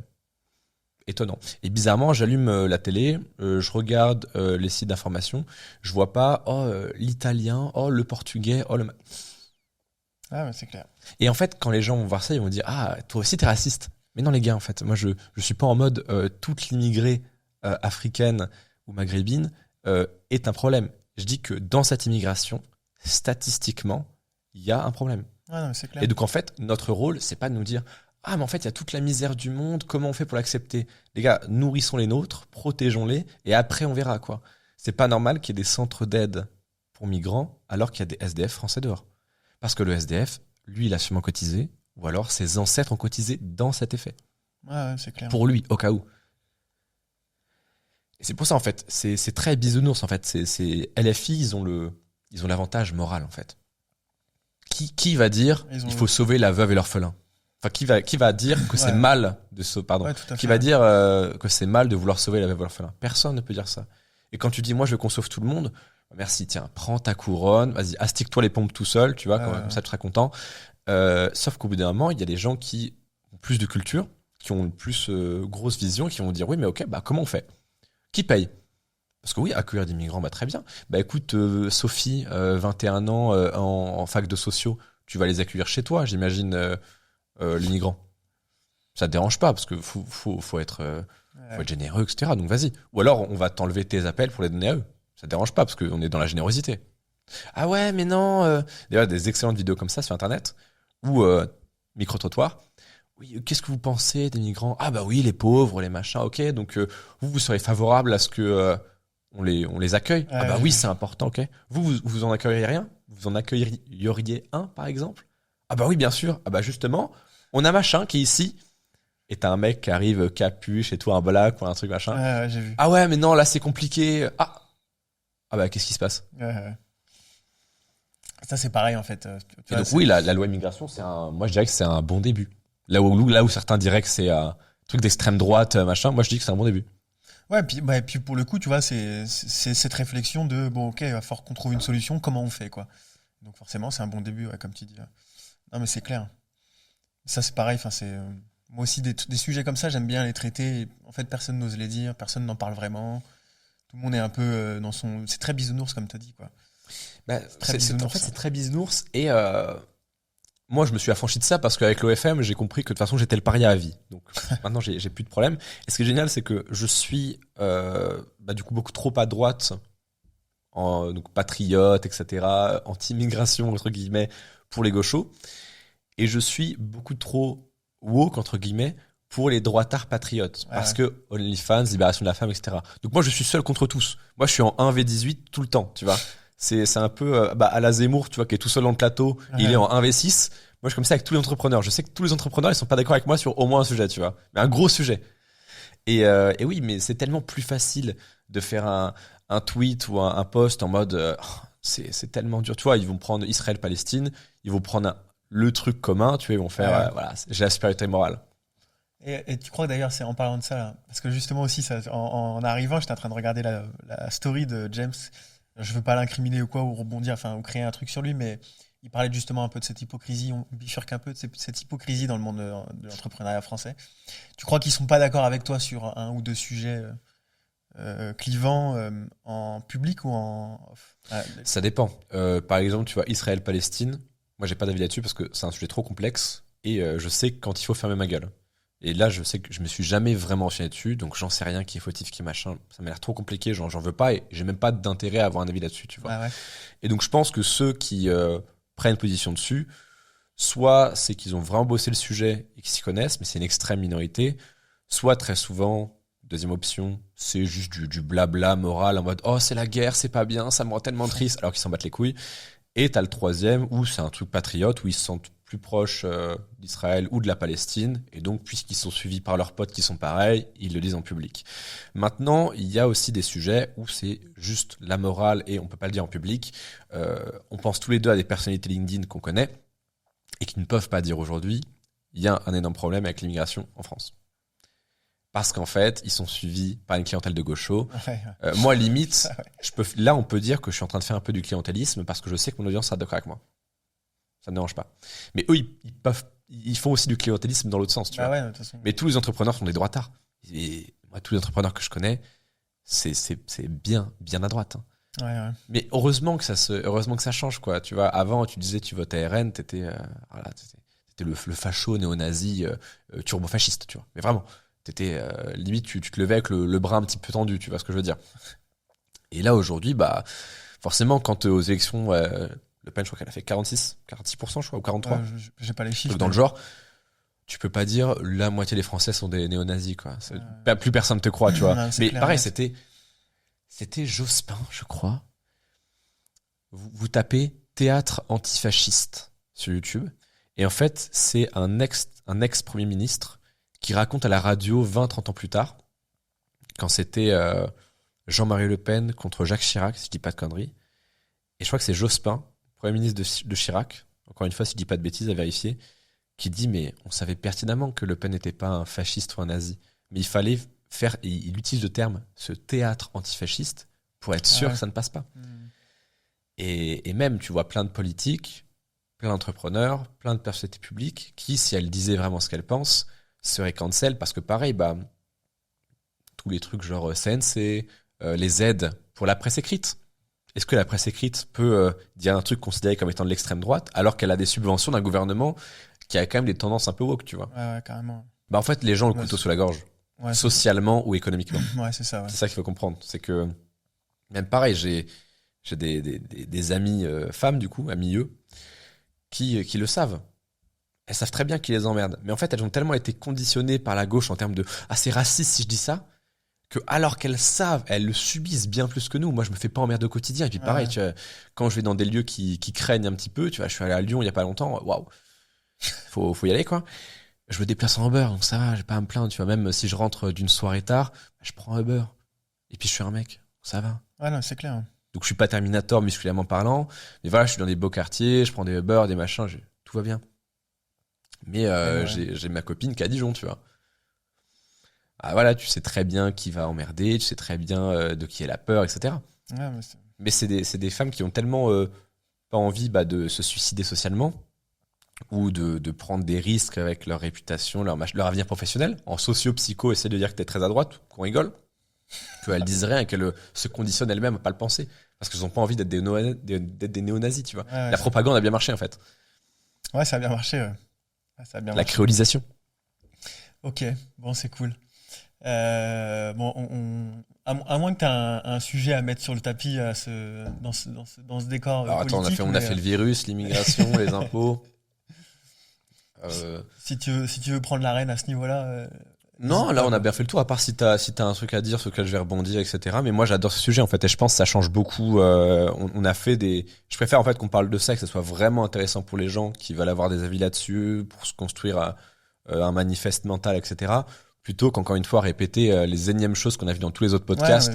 C'est quoi le conseil pour réussir que tu donnerais, tu vois? Là je trouve ça 1000 fois plus intéressant de parler de sujets de sociétaux, parce que je suis persuadé qu'en fait un entrepreneur ne peut l'être vraiment que s'il comprend l'économie de manière plus globale, tu vois. C'est ça qu'il n'y a pas d'entrepreneur. C'est ça, mes associés, Candy, à qui je dis ça, c'est que pour être un bon entrepreneur, tu te passes simplement à regarder des vidéos. Putain, Candy, si tu regardes, il me disait tout le temps à un moment, ouais, Vanessa Lowe, elle a mis dans sa vidéo, c'est une meuf qui parle de création de contenu, tu vois. Je suis mon s'en bat les couilles, en fait. Pour être un vrai entrepreneur à long terme, savoir quel hack mettre, machin, oui, c'est du bonus. Mais ce qu'il faut vraiment, c'est comprendre les tendances économiques. Est-ce que le marché, il se durcit? Est-ce qu'il se libéralise? Est-ce que les impôts sur telle structure, ils sont plus, selon le gouvernement qu'on a, en train de s'amoindrir ou de grossir? Dans quelles industries il y a des niches fiscales? C'est ça qui est important, tu vois. Ouais, je suis d'accord. Ça me fait, c'est pas très politique, mais c'est un sujet sociétal. Qu'est-ce que tu penses un peu justement avec l'arrivée de l'IA? Tu vois, à l'époque, il fallait connaître le PHP, le CSS, le HTML, tout ça pour lancer un site internet. Donc il y avait ce travail de recherche à faire avant de créer un site internet. Maintenant, ils ont presque tout en un clic grâce à l'IA. Et moi, je le vois, ceux que je suis aujourd'hui dans l'accompagnement ou même dans mon groupe Telegram, il y en a beaucoup qui veulent déjà tout automatiser tout de suite. Ils veulent mettre des process automatiques jour 1, tu vois, de leur lancement dans l'entrepreneuriat. Ma question, c'est qu'est-ce que tu penses de cette génération qui a tout et qui ne fait aucun travail de recherche, aucun travail de réflexion, d'analyse avant de commencer à se lancer, en fait? Ce qui est drôle, c'est que quand Google est apparu, les gens sont devenus trop cons pour trouver des réponses à leurs questions. Avant, on faisait à travers l'enseignement à l'école, à travers les livres, ou à travers l'entourage, on posait des questions.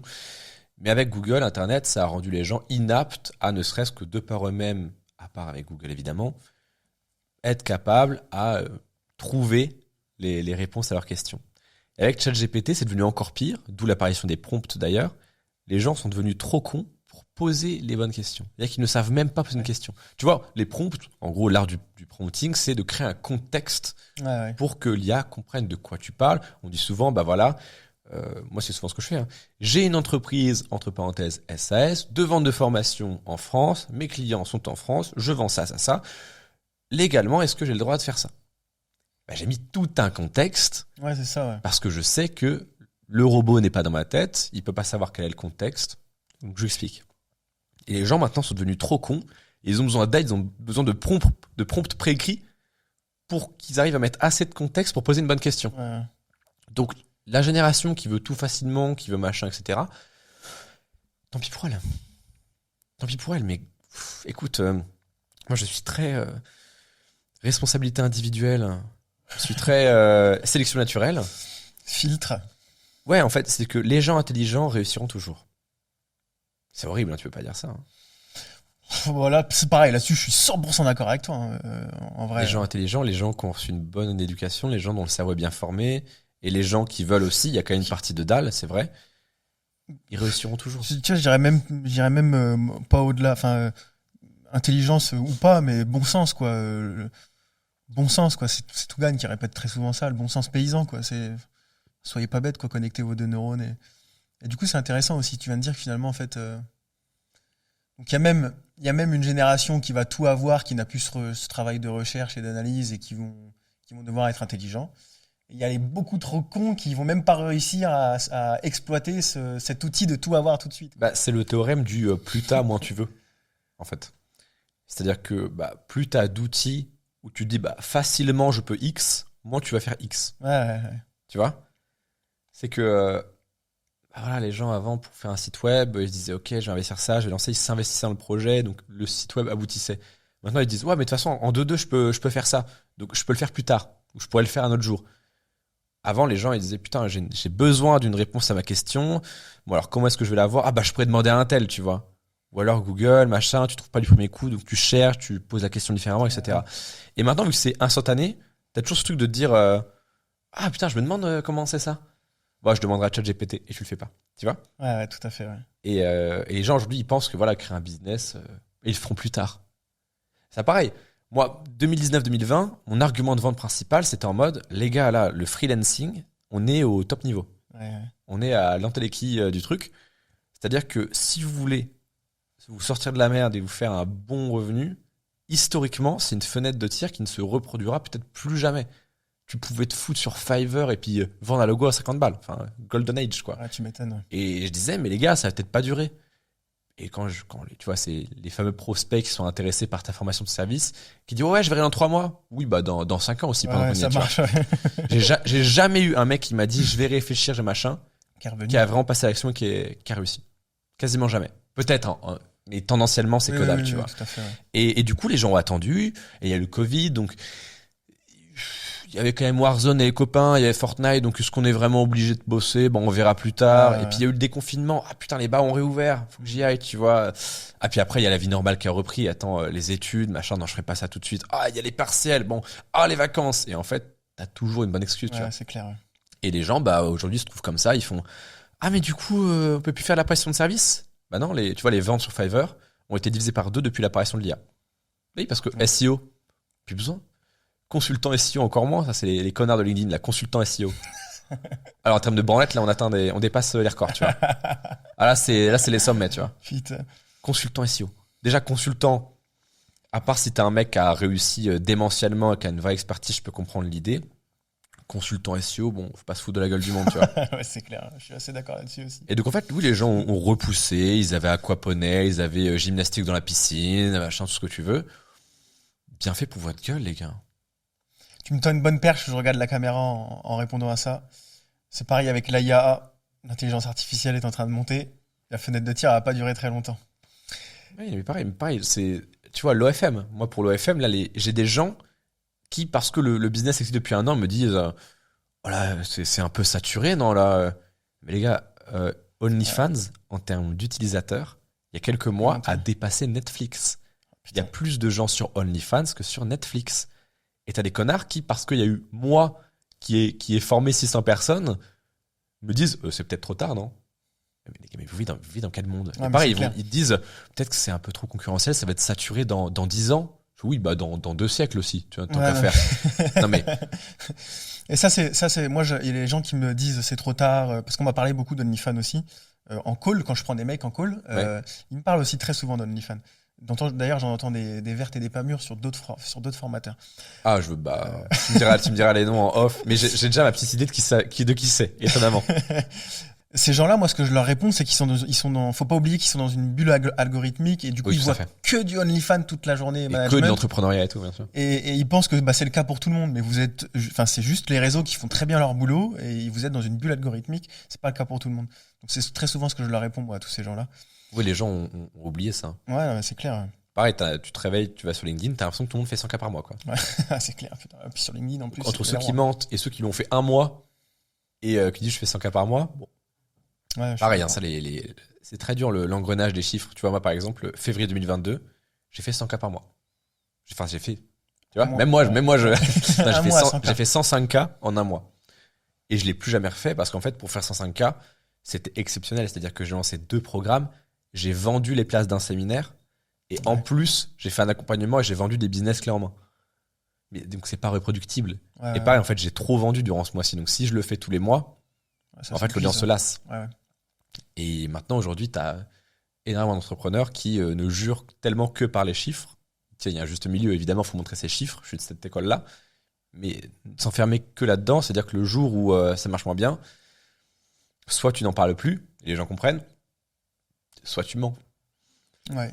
Il y en a beaucoup qui mentent. Mais ça, c'est pareil, tu vois. Et c'est tout à fait le but de ce podcast-là. On le disait juste en off, juste avant, c'est que moi, je trouve que les montrer, les chiffres négatifs, et tu acquiesçais du coup, Je trouve que montrer les chiffres négatifs et les périodes un peu down, bah ça crédibilise le personnage de dingue, quoi. Eh ben, j'ai fait un mauvais mois en décembre. Et c'est la première chose qu'il m'a dit en arrivant. Ouais, c'est vrai. Bah oui, mais pareil, en fait, faire un mauvais mois, ça arrive et en fait, c'est pas grave si tu sais pourquoi. Tout à fait, ouais.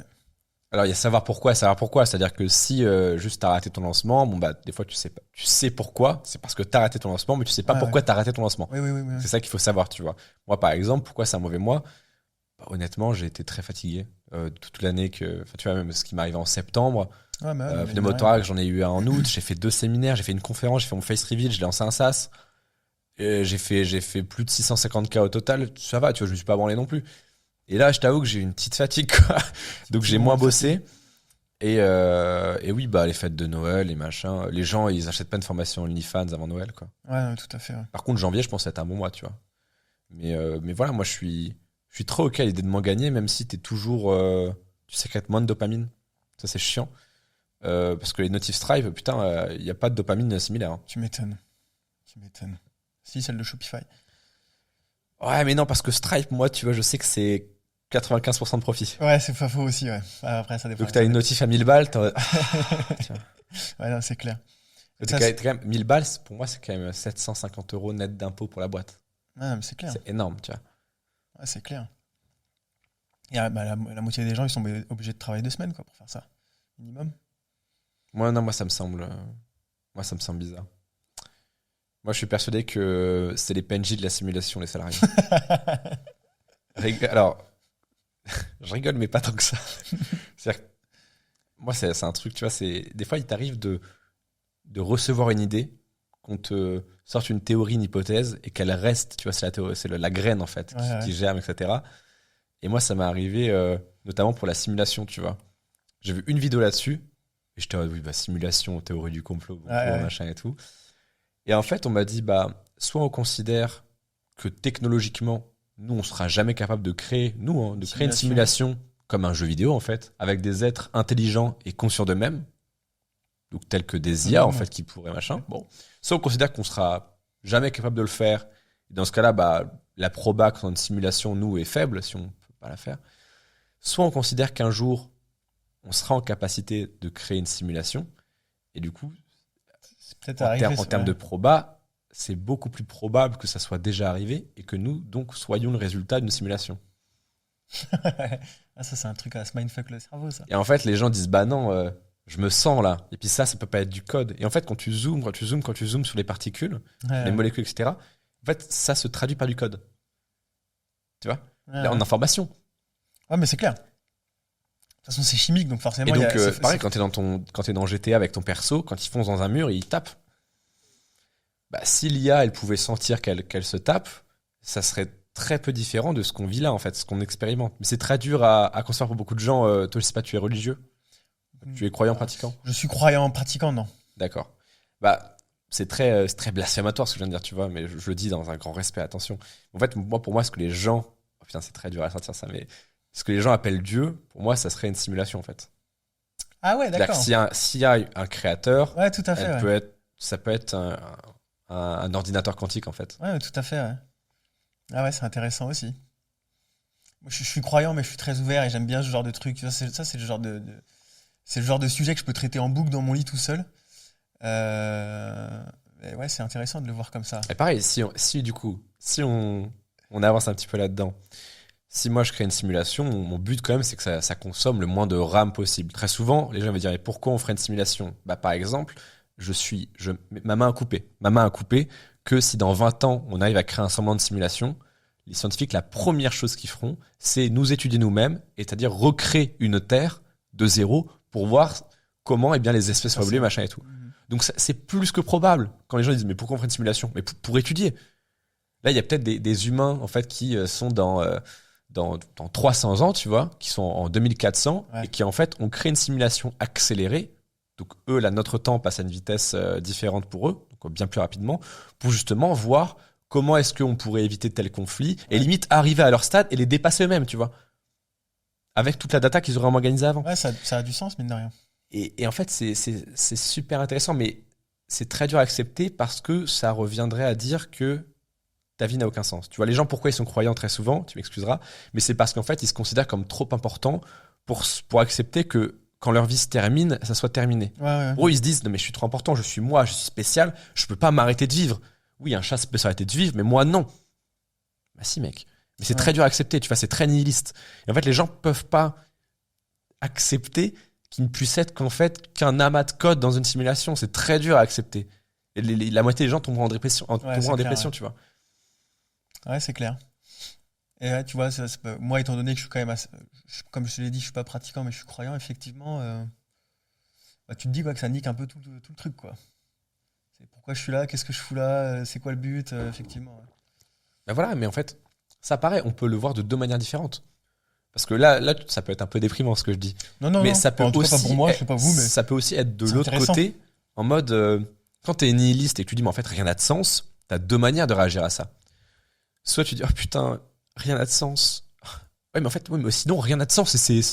En fait, je peux faire ce que je veux, tu vois. Et c'est très déculpabilisant de se dire, en fait, ma vie, elle me convient pas, j'aurais peut-être pas une deuxième dans l'au-delà, parce qu'il y a peut-être pas d'au-delà. Bah, peut-être que, vas-y, le salariat de merde, on le quitte et puis on va surfer en Thaïlande. Et en fait, qui a raison?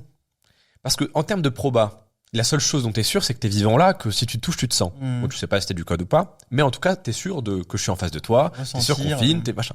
Ce que tu ressens, c'est la réalité en fait. Tu vois, on dit ce qu'on veut de la grotte de Platon.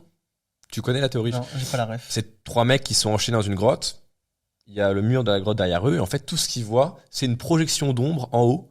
En fait, c'est le seul truc qu'ils vont voir durant 20 ans. C'est-à-dire que tous les soirs, il y a la nourriture qui tombe. Et en fait, c'est parce que le soleil, il entre. Et que tu as des humains qui jouent avec des marionnettes. Et en fait, mais sauf que le seul truc qu'ils voient, eux, c'est les ombres projetées. D'accord. Donc, ils ont vécu que dans la grotte. Et chaque soir, ils allument un feu, tu vois, ils mettent les marionnettes, les machins. Et ils voient les ombres. Il y a de la nourriture et de l'eau qui tombent. Donc, eux, leur réalité, c'est les ombres. C'est de la nourriture. Donc, c'est les ombres qui apportent la nourriture. Et c'est ça leur conception du monde. C'est ça leur vérité. Et pour eux, tu leur dis, mais c'est que des ombres. Il y a un monde. Non, c'est juste, il y a la grotte, il y a les ombres et il y a de la nourriture qui tombe. Et c'est les ombres qui apportent la nourriture. Je vois où tu c'est ça leur réalité.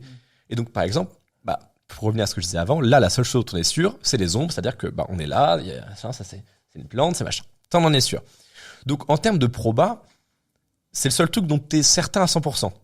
Tout le reste, c'est supposition. Même si t'es croyant, c'est toujours que supposition. Carrément. Même s'il existe un au-delà, ça se trouve, c'est très loin de ce qui est dit dans les textes. Tu vois.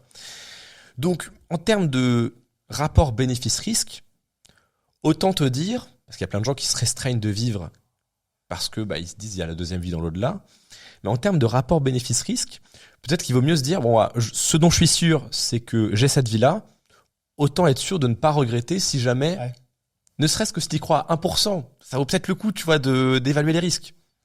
Autant faire ce que j'ai envie de faire, quoi. Voilà. Voilà, c'est intéressant aussi, ça. Ok. Et moi, ça, par exemple, c'est des sujets dont je préfère 1000 fois parler que d'entrepreneuriat basique, en mode, en fait, au check-out, faut mettre un bouton vert, parce que tu vois. Ce qui est frustrant, en fait, c'est que j'aime bien en parler, on pourrait en parler longtemps, mais ce qui est frustrant, c'est que c'est un débat qui est un peu sans fin, en fait. Après, c'est aussi ce qui anime, c'est aussi ce qui est stimulant dans ce débat, en fait. Et pareil, c'est un débat sans fin, mais tu vois, peut-être que ce que j'ai dit sur la simulation, le truc de, en fait, ce dont tu es sûr, c'est que tu es là, ici, maintenant, et tout le reste n'est que supposition peut-être improbable, en fait, en fin de compte, en termes de pourcent. T'as peut-être un ou deux où ça va beaucoup plus les toucher que juste dire crois en toi, manifeste tes rêves, machin et tout. Et ils vont se dire, c'est vrai que peut-être, en fait, tout a beaucoup moins de sens que je ne le pense. Et autant faire le maximum de ce que je peux faire maintenant, tu vois. Et en fait, peut-être que cette interview va beaucoup plus motiver les gens qu'un truc que j'aurais fait, les mondes de luxe, le yacht, le machin. Évidemment, c'est sympa, les mondes de luxe et les yachts, mais tu vois. Ouais, tout à fait, ouais. Ouais, je suis d'accord. C'est une autre vision de voir les choses, en fait, c'est une autre façon de voir les choses, pardon. Donc non, ça c'est sûr. Mais ouais, moi je trouve que c'est des débats, en fait. Moi je suis quelqu'un de très terre à terre et c'est vrai que parfois j'aime bien mettre fin à quelque chose, donc avoir une réponse claire. Et c'est vrai que parfois, même si j'adore ces trucs-là, j'ai eu des périodes où j'étais à fond barré dans tous ces trucs et même, tu vois, l'univers, tu vois, rien que l'univers, tu vois, je trouve ça ultra fascinant. Mais ouais, ça manque ce petit truc c'est du 100%, quoi. Ouais, mais en fait, ça permet de relativiser sur le reste, tu vois. Ouais, mais c'est pareil, les mecs qui disent mais attends, je sais pas si je lance un business parce que y a du risque. Mais frérot, alors déjà, tu compares à 50 ans, tu vois, mon grand-père, pour faire les sommes que j'ai faites, Lui, il a dû avoir des usines, des centaines d'employés, des machins. Donc, Ouais. un risque énorme, une responsabilité énorme, du stress énorme, etc. Moi, j'ai fait un site internet et des infoproduits, quoi. Ouais, c'est clair. Et t'as des gens qui vont dire ah c'est du risque, du machin. Et je pense que parler de ces sujets-là, ça peut faire relativiser en mode pff, en fait c'est rien quoi. Un business, c'est quoi un vrai business? C'est un truc qui te rapporte de l'argent, Ouais. qui te permet de faire ce que tu veux de ta vie. Et c'est tout, quoi. Ni plus ni Bah moins. oui. Quoi. Ouais, non, mais C'est clair. pareil, les gens qui font mais moi je veux un truc qui sera toujours là dans 10 ans. Mais mec, même si tu lances, ça marche, tu feras pas ça dans 10 ans en Non, fait. c'est clair.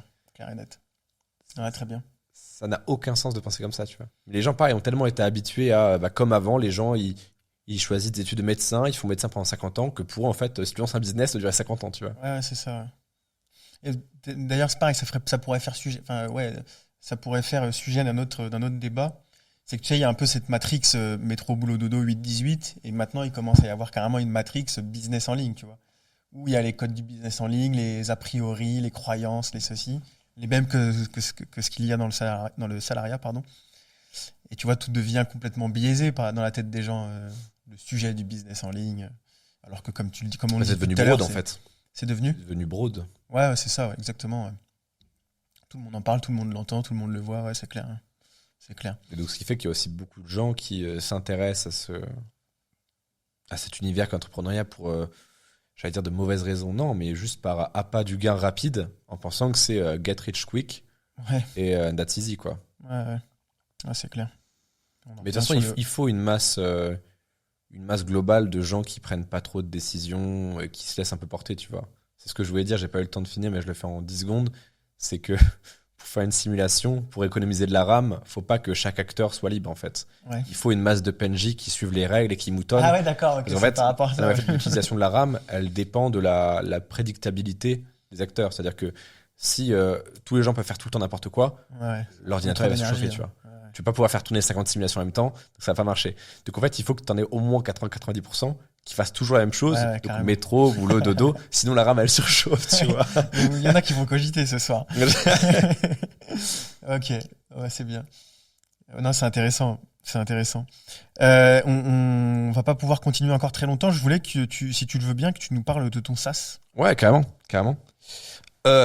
Constat simple en fait, encore une fois, bon sens paysan. J'ai une formation qui forme des agences OnlyFans. Je leur prends 1000 balles, je leur apprends à en gagner 3000. Donc en termes de retour sur investissement, c'est cool, tu vois. Surtout qu'en fait, la plus grosse étape difficile à franchir, c'était trouver le modèle. Maintenant, on permet d'acheter des contrats carrément et on en apporte même gratuitement parce qu'on a un surplus. Je valide parce que je le vois souvent, ce truc-là. Donc c'est génial, tu vois. On a d'un côté ça. Et le problème, quand t'arnaques pas les gens, c'est que ils te donnent 1000 balles. Tu leur apprends vraiment à en faire 2-3 000 par mois, après, ils n'ont plus besoin de toi. Donc, tu as 300, 600 clients satisfaits et tu peux plus rien leur vendre parce qu'ils ont réussi. Ouais. Et de l'autre côté, on a une formation avec Jennifer, mon associé, qui forme les modèles, enfin les femmes à devenir modèles, à se lancer sur les plateformes de contenu exclusif. Et donc, les meufs, elles nous parlent 1000 balles. Et donc, on a des agences formées, des modèles formés qui en veulent. On les met en relation, ce qui est une plus-value énorme. Moi, j'ai départ dans tout cet écosystème. Et je me suis dit, mais en fait, le seul moyen de faire en sorte qu'on puisse leur faire gagner encore plus d'argent et que nous en rapporte à nous aussi, c'est de les mettre sur une plateforme où les deux peuvent cohabiter, où tout est optimisé pour la cohabitation des deux. Par exemple, les modèles n'auront plus à partager leur identifiant personnel. On pourra faire plusieurs virements, un virement à l'agence et un virement à la modèle, etc. Et donc, je me suis dit, en fait, on va mettre tout Joli Monde sur notre plateforme chez nous. Et on va faire comme OnlyFans, on va prendre un fee légèrement moindre, en plus pour avoir un argument de vente en plus. Bien sûr. Ouais. Et en fait, ça a été là qu'est née il y a à peu près 1 an l'idée de Demoiselle, la plateforme. Ah, ça fait 1 an déjà que tu bosses dessus ? Que je bosse cognitivement, intellectuellement, oui. Que je l'ai, c'est vraiment lancé, c'est juillet-août. Ouais. Ah oui, tu viens de le préciser, c'est bien. Il y a une partie réflexion en fait au début. Ouais, carrément. C'est ça aussi que les gens les oublient beaucoup, quoi. Donc, en fait, moi, j'avais un ami, Ethan d'ailleurs, petit clin d'œil, qui me disait, mec, c'est bien l'infoproduit, ça te fait du lifestyle, du cash, mais en fait, le problème, c'est que si tu continues là, tu vas être dépendant de ce truc à vie, et en fait, tu pourras jamais faire d'exit. Tu vas devoir toujours créer du contenu. Et même si je vais toujours garder Fortu Media, parce que sans Fortu Media, je me sentirais pas bien, tu vois. Enfin, il me manquerait un truc. J'ai pas envie d'être obligé de le faire, tu vois. À terme. Je sais que j'ai pas créé du contenu à 60 ans, tu vois. Faut être réaliste. Et du coup, il me disait, fais un SaaS. Mais moi, j'étais en mode, mais je vais pas faire un SaaS pour faire un SaaS. Je sais pas quoi faire, quoi. Et en fait, est venue très naturellement l'idée de la plateforme. Parce qu'en Ouais. fait, les gens, ils font l'erreur quand ils ont un business qui marche très très bien, de se dire, OK, je me diversifie et je prends un truc qui n'a rien à voir. Ouais, en fait, tu repars à zéro. Tu dois tout réapprendre, donc Ouais. tu vas perdre énormément de temps, d'argent, de machin. Et moi, ce que j'ai fait, c'est que j'ai fait quelque chose dans le prolongement de ce que j'avais fait déjà. Ouais, carrément, ouais. Au lieu de prendre des parts dans une entreprise d'infoproduits, enfin, un site de dropshipping, imaginons, je sais pas, de meubles, je dis n'importe quoi, j'ai pris des pourcents dans une boîte d'infoproduits, dans Make Money, ce que je connais, et dans la formation Concepteur, ouais. OnlyFans pour devenir modèle, etc. Puis derrière, dans un SaaS qui permet de joindre tout ça. Ouais, c'est clair. Ouais, tu Et- t'es créé ton écosystème, quoi, finalement. Ouais, c'est ça. Et du coup, est venue l'idée. Bah, après, le problème, c'est que du SaaS, moi, je sais pas coder. C'est un travail titanesque, une plateforme. Pareil, légalement, c'est très touchy. Faut être carré. Faut savoir exactement ce que veulent les agences. Et j'ai beau être très skin in the game, j'avais besoin d'un meilleur œil. Et du coup, je me suis associé à la plus grosse agence OnlyFans de France, qui m'a apporté son expertise. C'est un ami qui l'a, qui m'a apporté son expertise et qui va nous apporter aussi des modèles dès qu'on va se lancer. Et ouais, ça fait 4 mois qu'on travaille dessus. Et là, notre problème actuel, c'est le processeur de paiement. Ah ouais. Et c'est un enfer, quoi. Là, on en a deux, on est en discussion avec deux. Ça devrait le faire, mais Stripe, c'est même pas la peine d'y penser. Impossible. Parce qu'on sait qu'on va dépasser les 0,2% de litige, c'est sûr. Et en plus du contenu X. Ouais. Et ça, c'est ce que je dis dans tous les podcasts, c'est Stripe, ils sont intransigeants en la matière. Dès que c'est du X, c'est même pas la peine d'y penser. Sauf si vous êtes OnlyFans et que vous encaissez 4,5 millions par an. Là, ils peuvent faire une Ouais. exception. Parce qu'ils utilisent Stripe, Ils OnlyFans utilisent 4 processeurs différents, ouais. Ah dont ouais, Stripe. dont Stripe. Ah ouais, tu vois, j'aurais dit impossible. D'accord. Bah, tu sais, quand t'as une entreprise qui pèse 18 milliards, Ouais. tu fais, bon, on va peut-être Peut-être ranger nos valeurs de peut-être côté faire deux une secondes. exception. Ouais. Ok, ça marche. Ok. Ah, donc beau projet, très bien. Ouais, ça va dans la continuité. C'est l'écosystème. C'est comme Yomi avec Midnea, comme je sais plus, c'est qui le closer qui a sorti un SaaS de closing là, un métis chauve. Je sais plus comment il En s'appelle. fait, c'est toujours le plan à 3 étapes. Si tu veux devenir multimillionnaire en 5 ans, toi, tu fais la méthode Yomi Denzel, la méthode Iman Gandhi. Tu commences par créer un business vraiment rentable, dropshipping pour Yomi, l'agence pour Iman Gandhi.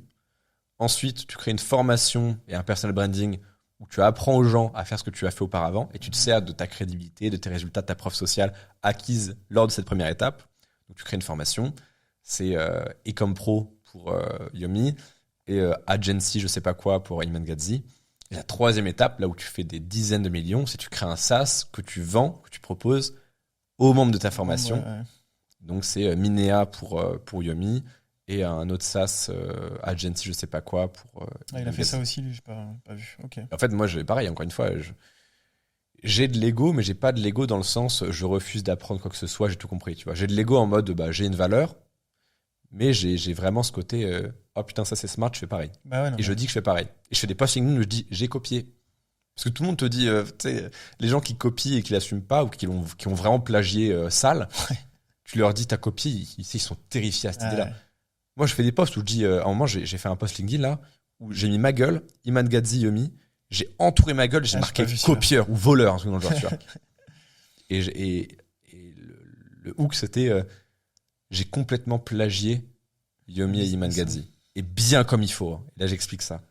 D'accord. Ouais, c'est vrai que ça, c'est un sujet, ça, le copiage dans le monde de l'entrepreneuriat français. Tout le monde le fait, quoi, finalement, mais personne ne le dit. Moi, je le fais à fond, mais en fait, il y a copier-copier. C'est-à-dire que Oui, non, bien sûr, Okay. copier éthiquement, quoi. tu vas pas copier une page de vente, tu vois. Ouais, c'est ça. Mais bon, tu vois un produit avec une promesse qui est bonne, tu fais comment je l'adapte à moi. Ouais, non, tout à fait. Ouais. Tu vois un plan comme a fait Yomi Iman, tu fais pareil en fait. Ok, super. Poser une dernière petite question un peu tarte à la crème, parce qu'on est quand même dans un podcast, il faut faire la même chose que tout le monde. Ton conseil pour réussir. Ouais.